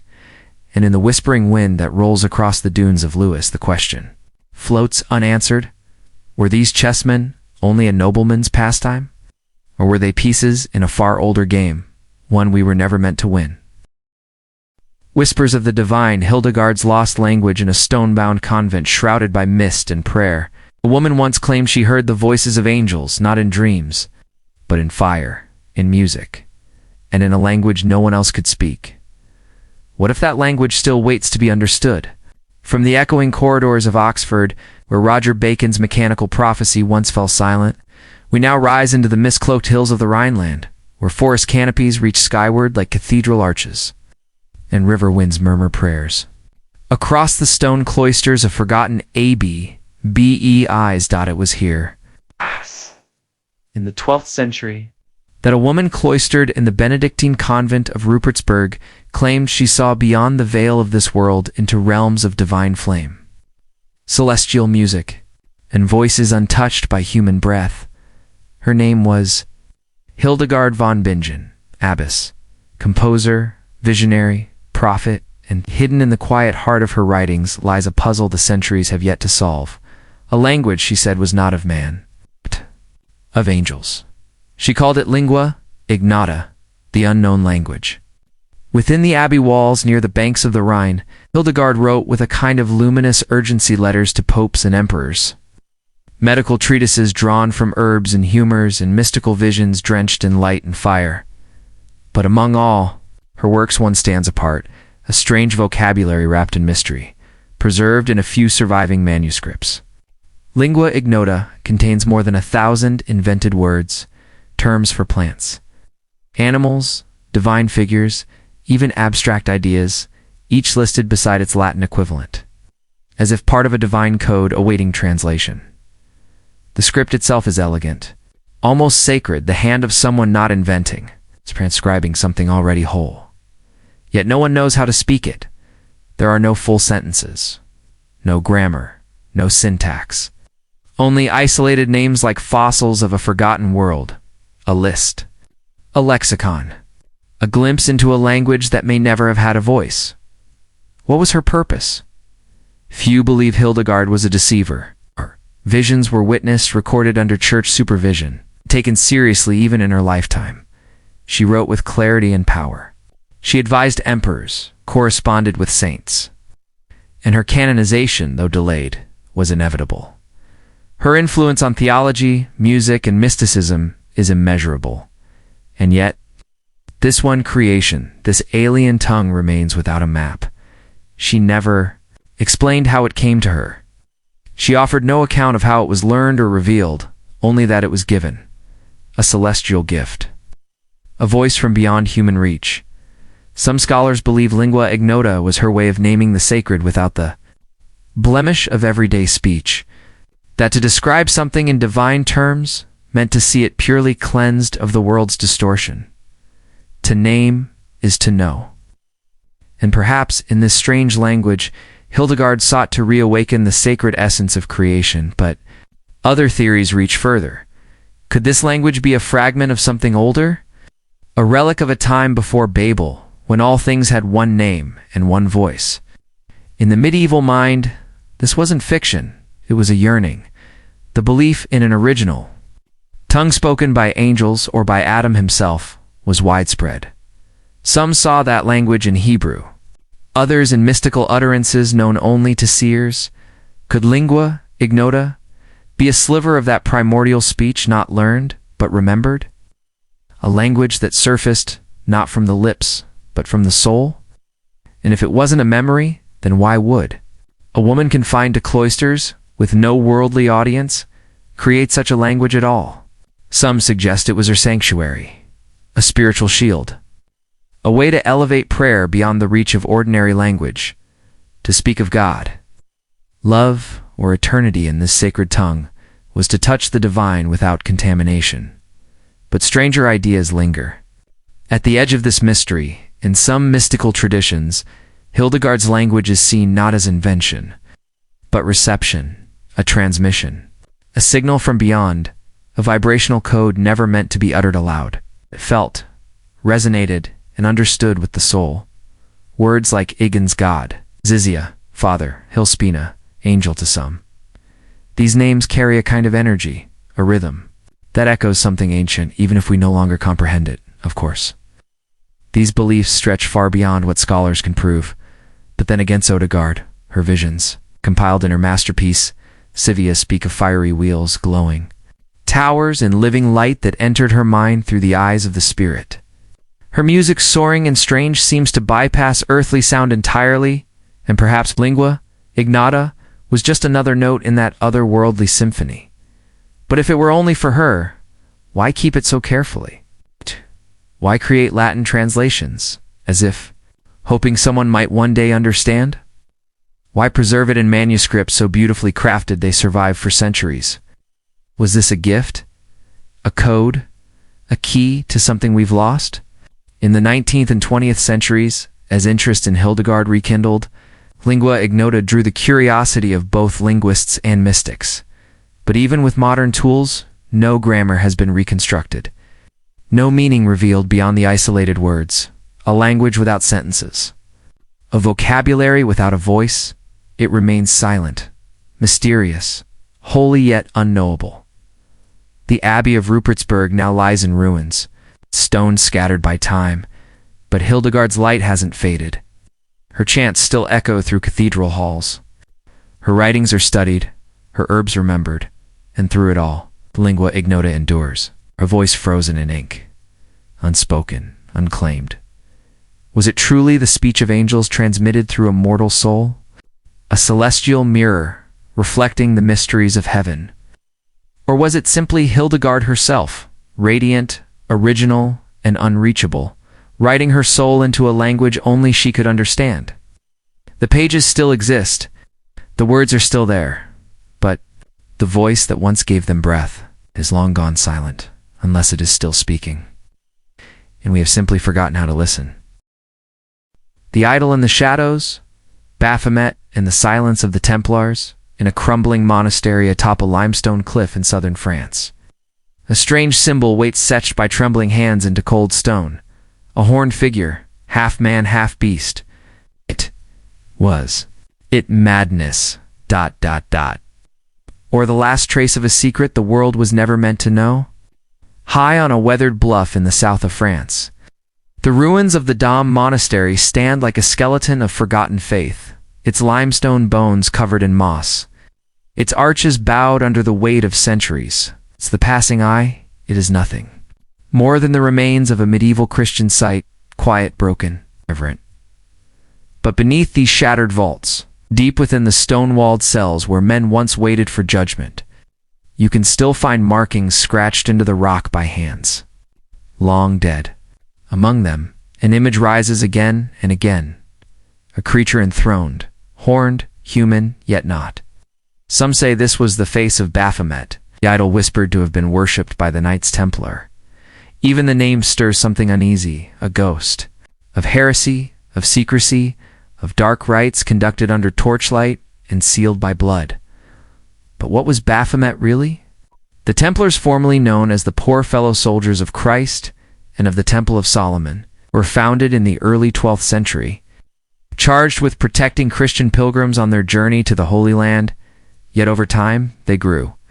Far beyond that humble purpose, they became a power unto themselves. Wealthy, influential, feared by the early 1300s. They held vast lands, a banking network, and secrets that set them apart from even the church itself. And then suddenly, they fell. On Friday the 13th, October 1307, a date now infamous for more than just bad luck, King Philip IV of France, deep in debt and eager for control, ordered the mass arrest of all Templars under his rule. The accusations that followed were staggering: heresy, blasphemy, sodomy, and most chilling of all, worship of a strange idol known only as Baphomet. But what was this idol?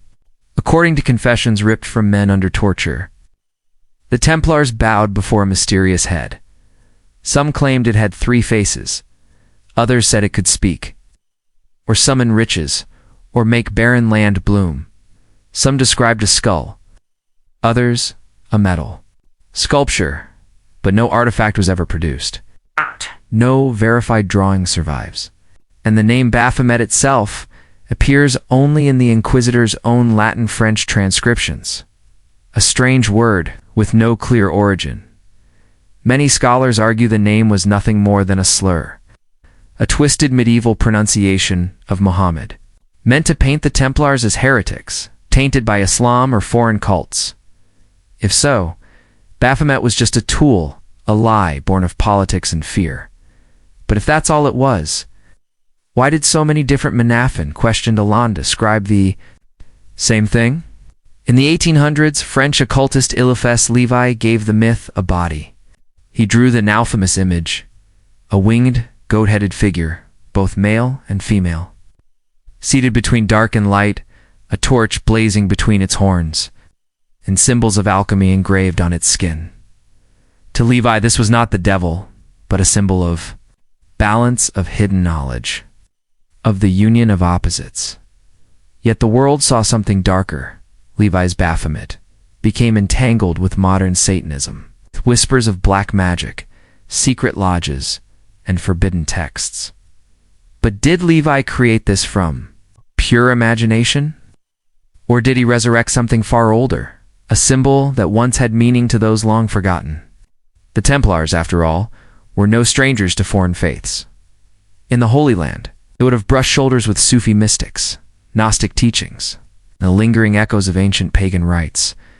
Could they have absorbed beliefs deemed too dangerous for Christian Europe? Was Baphomet a symbol for something never meant to be spoken aloud? Others see echoes of early Christian martyrdom, especially in the story of John the Baptist. The Templars revered him deeply, and some suggest the mysterious head was symbolic, not an idol, but a relic of spiritual wisdom, a representation of knowledge cut off from the church. Perhaps the head wasn't worshipped. Perhaps it was honored, a vessel of insight passed down in secret. But no relic has ever surfaced. No manuscript, no statue, no altar. Nothing that can confirm the rumors. What we have are only inquisitional transcripts, half-coherent under torture, riddled with contradiction, fueled by the desperation of men facing death, and still, the idea endures. It lingers in the corners of history, in the faded graffiti scratched into Templar prisons, in alchemical grimoires, in whispers of ancient orders that never died. Each new appearance only deepens the riddle. What keeps this image alive? Why does it return, century after century, each time cloaked in new meaning, but always familiar? Was Baphomet ever real? Or was it a projection, a reflection of what terrifies us when knowledge is hidden, when power speaks in silence, when men in robes hold truths they will never share? In the end, we are left with ruins, stone that has forgotten its builders. The Templars went to the flames without revealing what they believed, if they believed anything at all. And Baphomet remains not as a god, not as a devil, but as a question carved into the bones of Western memory. So we ask, one final time, if Baphomet was never found, what else might still be waiting, buried in silence, deep in the shadows of forgotten history? Whispers beneath the stones, the lost relics of St. Cuthbert. Twice each day, the sea rises to seal the island of Lindisfarne, cutting it from the world with a veil of salt and mist. And in that solitude, a question still lingers: where did the treasures of England's beloved saint go? And who still guards their secret? From the veiled archives of secret orders and the cloaked writings of the Rosicrucians, our path now returns to a more wind-lashed and sacred land, to the far reaches of northern England, where the sea moves like a living breath over tidal mudflats and salt-stained air. Here lies Lindisfarne, the holy island, a strip of land, suspended between sea and sky, its shores swallowed and revealed by the tide with timeless rhythm. And in its quiet, stone-bound sanctuaries, legend still walks. It is the tale of St. Cuthbert, a hermit, a bishop, and a miracle worker of the 7th century, whose relics once called pilgrims from every corner of Christendom, and whose missing treasures remain a sacred enigma to this day. When his tomb was opened at Durham Cathedral in the year 1104, what the monks found astonished them. Cuthbert's body, untouched by decay, rested as if merely asleep. Surrounding him were holy artifacts, a carved wooden coffin, finely woven vestments, and most dazzling of all, a gleaming pectoral cross of garnet and gold. Other items were said to have lain beside him: precious gospel books, portable altars, sacred vessels, each one believed to radiate divine protection. Guarding not just the cathedral but the entire north of England, they were not mere heirlooms. They were vessels of sanctity, but history is seldom merciful. Centuries of war, conquest, and religious strife followed. The dissolution of the monasteries under Henry VIII shattered the old church. Altars were looted. Monks fled. Relics were seized in the name of reform. Some of Cuthbert's treasures were hidden, spirited away in haste and secrecy, tucked into hollows or carried under moonlight into exile, and yet many of these sacred objects vanished without a trace. Where did they go? Some old chronicles hint that the monks concealed them within the cathedral itself, sealed behind stone walls, perhaps beneath the floor where no one has yet dared or thought to look. Others speak of a secret journey north, across borderlands and into the wilds of Scotland, the relics hidden in a priory, or even a humble home wrapped in silence and forgotten as generations passed. There are whispers of a jeweled gospel, once laid gently across the saint's chest, inscribed in a 16th century inventory, and then never seen again. And the portable altar, a marvel of Anglo-Saxon skill, vanishes from records in the early 1500s, as though it simply dissolved into time. Could these sacred items still rest somewhere within the stone veins of Durham, tucked beneath centuries of dust and reverence? Or were they scattered, dismembered like relics of old, their holiness diluted, their origins slowly erased? During the English Civil War, new destruction swept across the land. Parliamentary forces ransacked churches, shrines were broken. Once again, those loyal to the old ways may have taken what remained of Cuthbert's relics and fled into the woods, into the hills, into hiding places only whispered about among a chosen few. They tell their children, or did the knowledge die with them? There are more distant rumors still, legends that say the relics made it across the sea, to a Benedictine house in Flanders, safe for a time before being lost in the chaos of revolution and fire. Other stories: imagine the relics divided, fragments shared among the faithful, stitched into vestments, sealed into lockets, still venerated in secret, though no one remembers what they once were. And yet a few treasures endure. His wooden coffin, the simple comb he once used, and that gleaming cross of gold and garnet, still on display today within Durham Cathedral. They are real. They are revered. But they are also reminders of what has been lost, of a gospel that no one can read, of a chalice no one can find, of an altar long vanished. These absences are not just gaps in a ledger, they are voids in a living story. fragments missing from the soul of a nation today. Researchers comb Durham's ancient heart with radar and resonance, searching for voids. Behind stone, for spaces where secrets might sleep, they sift through letters. Inventories, marginalia, looking for an overlooked word, a slip of a name, anything that might point to a treasure left behind. But the silence remains unbroken. Undisturbed? Were these relics truly destroyed? Melted down, sold, lost forever in the fire of greed?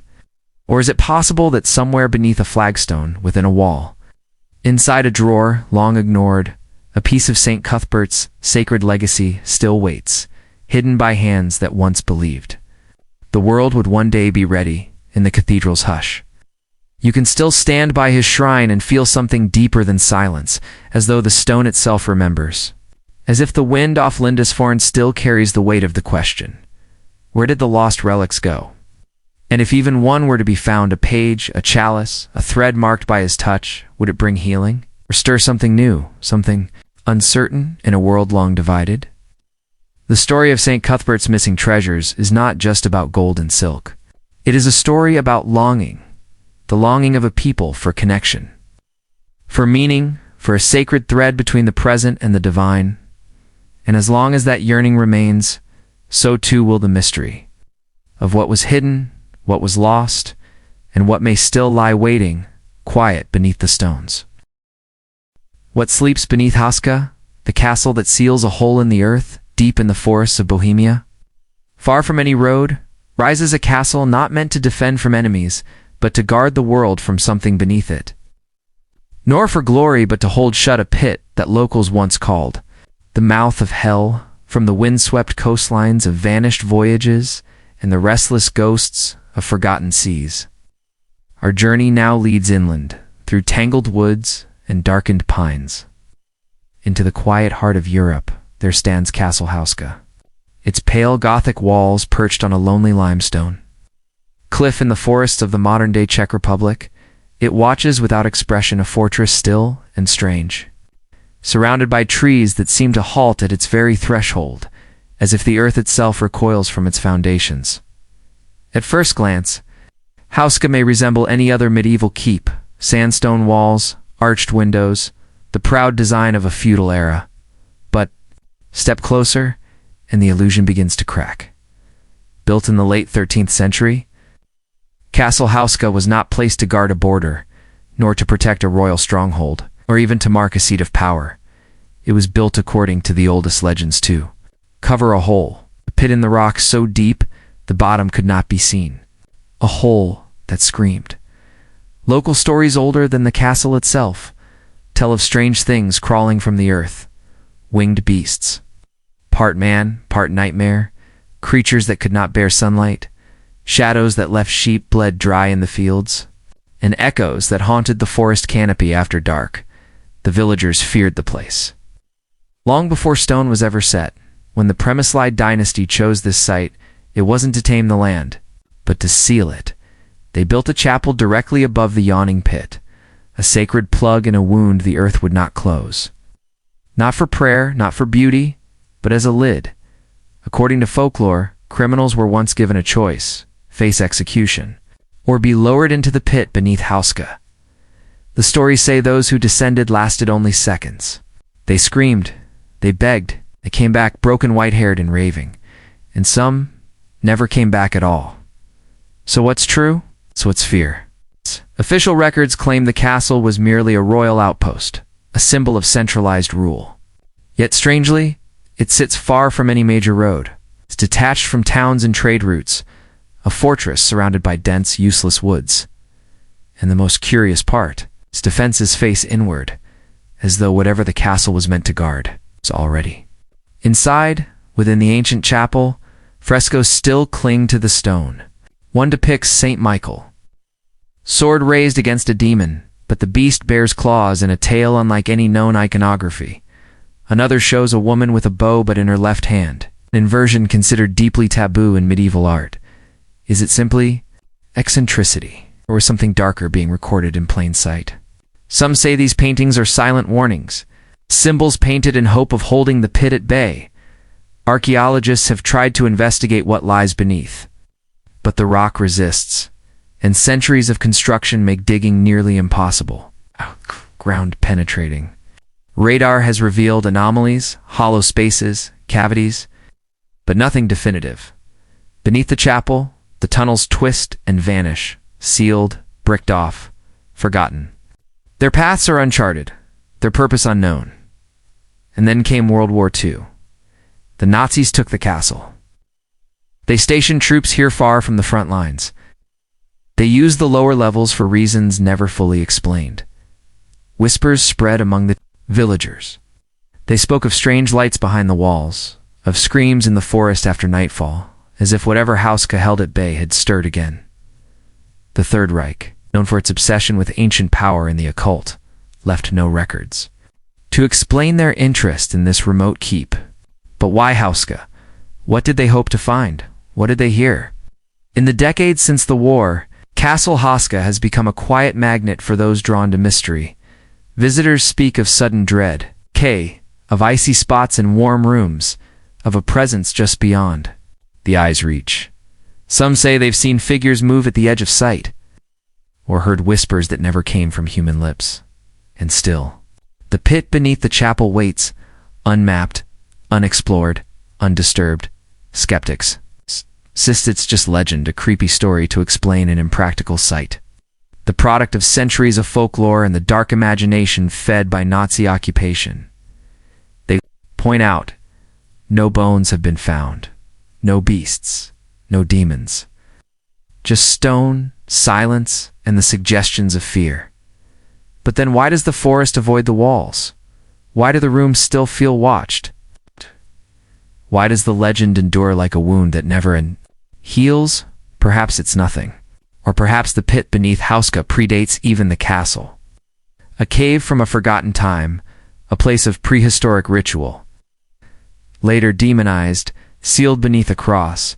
Or maybe, just maybe Hauska does stand guard over a threshold to something not of this world. A place beyond reason, beyond story, beyond time. We cannot prove it, but we cannot disprove it either. And so Castle Hauska remains, its pale walls unmoved, its chapel still anchored above an unseen hole. Its purpose preserved like a breath held in stone. Time flows on, but the tunnels beneath sleep in darkness. And with them sleeps a question. What truly lies beneath Hauska? And if it were meant to be sealed, then what happens if it ever opens again? The Hidden Brotherhood. Secrets beneath the Fama Fraternitatis, in the chill mist of a world just waking from the Middle Ages. A whisper slipped through Europe, a tale of hidden vaults, incorrupt corpses, and a brotherhood guiding humanity from the shadows. It was unsigned, anonymous, and it changed everything. From the shimmering visions of Hildegard and the divine syllables of her angelic tongue, our path now descends into the ink-stained labyrinths of Renaissance minds, into secret circles and veiled manifestos where symbols danced on parchment, unseen hands shaped the fate of nations.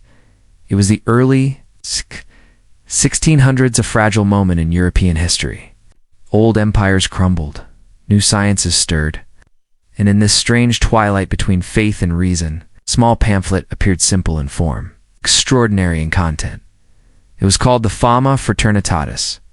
Printed in 1614, but speaking with the voice of an older world, the Fama claimed to reveal a brotherhood long hidden, a fellowship of learned souls moving silently through the corridors of history. They were known as the Brethren of the Rosy Cross, the ROSICRUCIANS. At the center of the tale stood a man, Christian Rosenkreuz, a mysterious German noble who, the Fama claimed, journeyed to the east, learned ancient sciences and secret wisdom, then returned to Europe to gather a circle of initiates, devoted not to conquest, but to healing the world. They worked in silence. They asked for no glory. They claimed to live among us invisible, but always watching. The document spoke of hidden chambers, of crypts sealed beneath the earth, of Rosenkreuz himself buried within a secret vault, his body untouched by time. Surrounded by occult instruments and alchemical wonders, it read like scripture dipped in mystery. weaving holy verses with hermetic riddles, a puzzle not meant to be solved, but to awaken something in those who dared to seek. Was it all fiction? A philosophical jest? Or was it something more, a map left in plain sight, marking the traces of an actual invisible order? Europe was trembling on the edge of modernity. Printing press had shattered the monopoly of kings and popes. New thinkers were whispering truths once punishable by death. Nature's secrets were being pulled, one by one, into the light. And into this era of upheaval came the idea that a hidden brotherhood, guided by higher wisdom, had been steering history all along, not for power, but for the good of mankind too. Some, the Fama was a call to alchemists, an invitation cloaked in metaphor.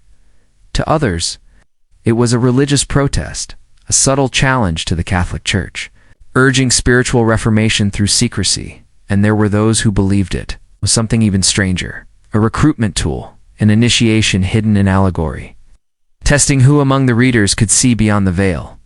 Over the decades, responses poured in: pamphlets, letters, manifestos, both praising and attacking the mysterious brethren. Some claimed to speak for the Rosicrucians. Others swore they never existed, but no one ever found a headquarters. No lodge, no founding member, no proof that the Brotherhood had ever walked in daylight, and that only deepened the mystery. If it was fiction, it was no ordinary tale. Crypt of Christian Rosencreuz was described in haunting detail, a perfect chamber, lined with mirrors and celestial instruments, filled with mechanical devices, more at home in Da Vinci's journals than medieval minds. Why include such precision, unless the truth was being buried inside the myth? In time, the legend of the Rosicrucians drifted like incense into the vaulted halls of Freemasonry, into the sigils of secret orders, into paintings, engravings, and even cathedral stones. The rose and the cross, their symbols, began to appear quietly across Europe, as though the Brotherhood, if it ever existed, had left fingerprints behind. In architecture and art, some believe the Fama was a warning that sacred knowledge was no longer safe in the hands of monarchs. It must be hidden among the humble, preserved by those willing to live in anonymity. Others say it was a social experiment, to measure how far ideas could spread without names, how fast rumor could become religion. But there are those quiet, persistent believers who still take the Fama at its word. They believe that beneath the libraries of Europe, behind coded manuscripts and forgotten crests, there are still keepers of the light, modern heirs of the Rosicrucian dream, guarding ancient texts, waiting for the hour of humanity's great need. There have been whispers, claims in diaries, obscure court testimonies, letters written in strange tongues, people who say they saw the signs, met the initiates. Oh. Any proof strong enough to pierce the veil? Perhaps that is the Brotherhood's greatest magic, that it leaves no trace, yet never disappears. The power of the Fama Fraternitatis is not in what it reveals, but in what it hides. It is a seed, planted in the soil of our collective imagination, a myth calling us upward, inward, beyond, and still the details linger. The crypt, the mechanisms, the incorrupt corpse of Rosencreuz, waiting in silence. Could it have been real? There truly have been a secret society moving unseen through the centuries, holding to a mission no one else dared name. Even now, scholars and seekers comb through the old text, counting syllables, chasing symbols, hunting for ciphers, believing somewhere within the truth still flickers. For some, the Fama is a parable of hope, a legend that invites us to become better than we are. For others, it is a riddle with no solution, a mask over a mirror. But still, it will not fade. So we ask, if the Rosicrucians did exist, what secrets did they carry in silence through the centuries? And if they did not, then who created their myth so carefully, and why can we still not let it go? What did the Fama awaken in us that still echoes in the quiet when the world is ready to be transformed? Whispers in the stone, the mystery of Roslin Chapel in a valley brushed by Scottish mist. Where green hills lean close and silence lingers like incense, there rises a chapel not built to speak but to whisper. Its stones are not mute, they murmur. and what they say has haunted minds for centuries. As we drift further through the echoing corridors of medieval mystery, we arrive at last at a place where the very architecture seems to breathe secrets. A chapel so steeped in symbolism, it feels less like a building and more like a riddle carved in stone, set gently among the verdant hills just beyond Edinburgh. Rosslyn Chapel emerges from the earth like a half-remembered dream, not grand in size, but immense in presence. It stands quietly, its Gothic walls cloaked in centuries of wonder, erected in the 15th century by William Sinclair. Rosslyn was never just a house of prayer. It is a temple of meaning layered in stone. Each carving a message, each column a cipher, each wall an invitation to look deeper. Step inside, and the world outside fades. The eye is drawn in every direction, not by grandeur, but by detail, overwhelming and precise. Winding vines, fantastical creatures, solemn faces, and strange geometric patterns cascade over arches and pillars in a silent, ceaseless conversation. A visual script that defies easy translation. Among these carvings are hundreds of faces wreathed in leaves, known as the Green Men. They peer from corners, grin from cornices, as if they know something we do not. In Christian tradition, the Green Man is often seen as a symbol of rebirth, perhaps a vestige of older pagan reverence for nature. But here at Rosslyn, they are everywhere, too many, too precise, too intentional. Were they placed to echo the cycles of life and death? Or do they guard something older, deeper, a truth hidden in plain sight? Beyond these leafy visages, the carvings grow stranger still. Celestial symbols, figures drawn from ancient myths, patterns that seem almost to resonate with sound itself. The apprentice pillar, a masterpiece of swirling stone, is said to tell a tale of jealousy and tragedy. A mason murdered by his master, but others believe its meaning runs deeper, a spiral echo of sacred geometry. A clue to ancient cosmology encoded in curve and shadow. And then there are the angelic musicians, playing a unique instrument, each arranged with uncanny order across the CHNCEL. In 2005, a father and son team proposed that these carvings held a secret musical score, that Rosslyn was not only a chapel, but a song, its melody chiseled into stone, waiting to be heard again. Could this be true? A structure that sings, not in sound, but in shape, a harmony frozen in Gothic stone? And still, despite centuries of study, no one has unlocked Rosslyn's central truth. Was it built as a simple family chapel, a monument to the Sinclair legacy? Or is it something greater, a repository of forgotten wisdom, a meeting point between Christian faith and older, hidden truths? Legends cling tightly to its walls. Many believe Rosslyn is linked to the Knights Templar, the enigmatic order that vanished in the 14th century under clouds of suspicion. Though hard evidence is scarce, folktales insist the Templars preserved their treasures or their knowledge. Within this secluded Scottish sanctuary, some even claim the Holy Grail, that most elusive relic of Western myth, may rest here. Embedded among the carvings, waiting for one soul with the right vision to recognize it.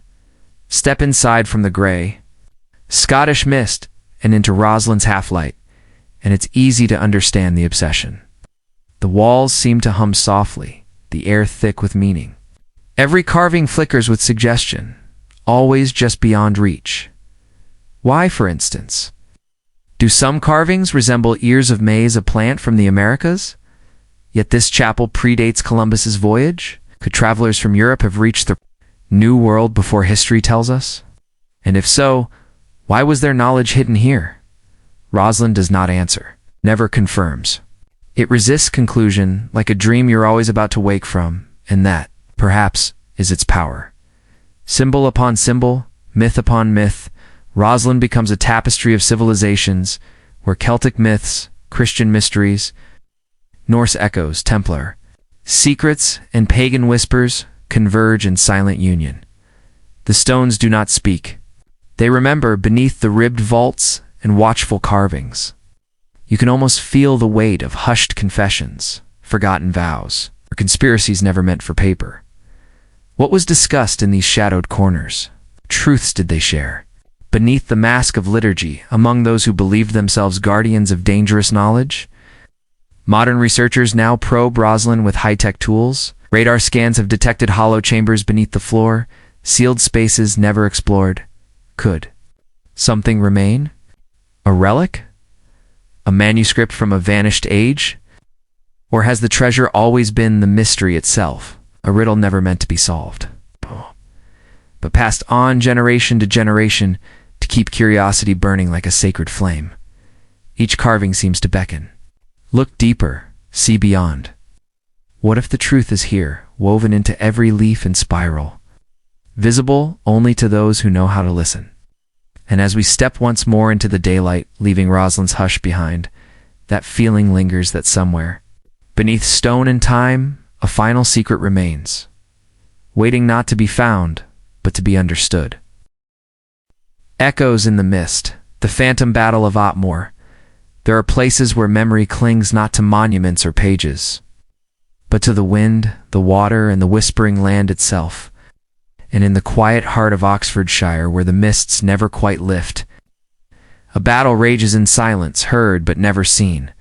From the high, forgotten ridges of Montsor, where sacred ruins breathe stories into stone, our path descends into softer ground, not dramatic cliffs or crumbling abbeys, but into a marshland, both unassuming and unnerving. We now enter Otmore, a stretch of wetland tucked within Oxfordshire's gentle countryside. At first glance, it offers little to stir the imagination, just petrich soil, sedge grass, quiet pools, and the hush of reeds bending beneath the breeze. Yet this flat and flickering place holds a mystery, not carved in stone, but carried on the wind, a riddle of sound, for it is here across these gentle fields that witnesses have, time and again, heard something that should not be, the clash of iron, the thunder of hooves, the desperate cries of men locked in battle. Yet when the noise fades, there is nothing, no bodies, no ruins, no record, no battle, historians say, was ever fought here. The first well-documented account surfaced in the mid-17th century, recorded by Reverend Robert Plott, a local clergyman and the first keeper of the Ashmolean Museum. Plott took seriously the strange reports from villagers, who described hearing fearful noises as if a great army moved unseen across the moor. The din of swords clashing, men shouting, and the terrible cries of the wounded. The reports were detailed and eerily consistent. Many said the sound seemed to travel, moving across the wetlands as though the battle was unfolding in real time. But when the noise stopped, the world fell back into stillness, as if nothing had ever happened. Could it all have been imagination? A trick of mist and mind? The geography of Otmore, after all, is peculiar. The wetlands' open space and soft water can carry sound in strange, distorted ways, echoing distant events, stretching whispers into shouts. Could the locals have heard military drills? Echoing from miles away, warped, scattered, magnified by the marsh? But that theory raises its own puzzles. Why here, and only here? And why such vivid detail, metal upon metal, the cadence of hooves, the agony of wounded men? No neighboring region, despite similar terrain, reports anything quite like it. By the 18th and 19th centuries, the tale had grown into legend. People began to call it the Phantom Battle of Otmore, a war with no name, no victor, and no visible cause. But still, the land held no clues. Otmore was not a strategic site. It was flood-prone, wild, largely uninhabited, used mostly for grazing. It's wet and too remote for armies to clash. Yet the sounds persisted. One chilling account from the 1850s tells of travelers crossing the Shettin moor at twilight. They heard what they believed was a battle erupting nearby, shouts, galloping hooves, steel colliding. Alarmed, they climbed to higher ground to see, but the moor was empty. Still unchanged the next day they returned. The earth was soft and undisturbed, not a hoofprint, not a broken reed. Nothing. Could Otmore be one of those rare places some now call a time slip? A location where fragments of the past bleed through the present, repeating like a record. Loop a haunting not of ghosts, but of moments replaying through the centuries? This once folkloric idea has found quiet interest in modern paranormal research. It suggests that certain landscapes may absorb emotionally charged events, and in rare moments, play them back as if the land itself remembers. Like a scar on the earth's memory, reliving trauma through sound. Still, some insist the answer lies not in memory, but beneath the soil. Archaeologists have uncovered faint traces of human activity beneath Otmor Iron Age boundaries. Roman tracks, hints of Anglo-Saxon presence. Could a small, undocumented skirmish have taken place here? A local feud? A battle? So minor it never entered official record, but powerful enough to burn itself into the land. A forgotten conflict that now speaks only in echoes. Others have looked not to the past, but to the mind. In the 20th century, some researchers turned to science specifically. Two electromagnetic anomalies. Otmor's mineral-rich marshes and high groundwater levels may affect the nervous system. Sudden changes in pressure or magnetic fields can cause hallucinations, especially auditory ones. Could that explain the phantom battle? But again, the same question returns. Why only here? And why do so many people hear the same thing together? Not alone? There's no final answer? Otmor remains as it always has, wild, quiet, and indifferent to our questions. There is no plaque, no monument. It's only wind and water, shifting endlessly across flat ground. Each day, the mists rise again, as the marsh forgets the night, or pretends to. And perhaps that is the most haunting part of all. Can the land? Remember what people forget? Can time bend, if only for a moment, to allow the past to sing if only in sound? Or are we those who seek and search, simply layering new myths on top of something older, something even the land no longer understands? So if you stood alone, on the edge of Otmor at dusk, and heard it, that faint thunder of hooves, that cry of a soldier lost to time, would you run? Or would you listen? Because some mysteries are not meant to be solved, only heard.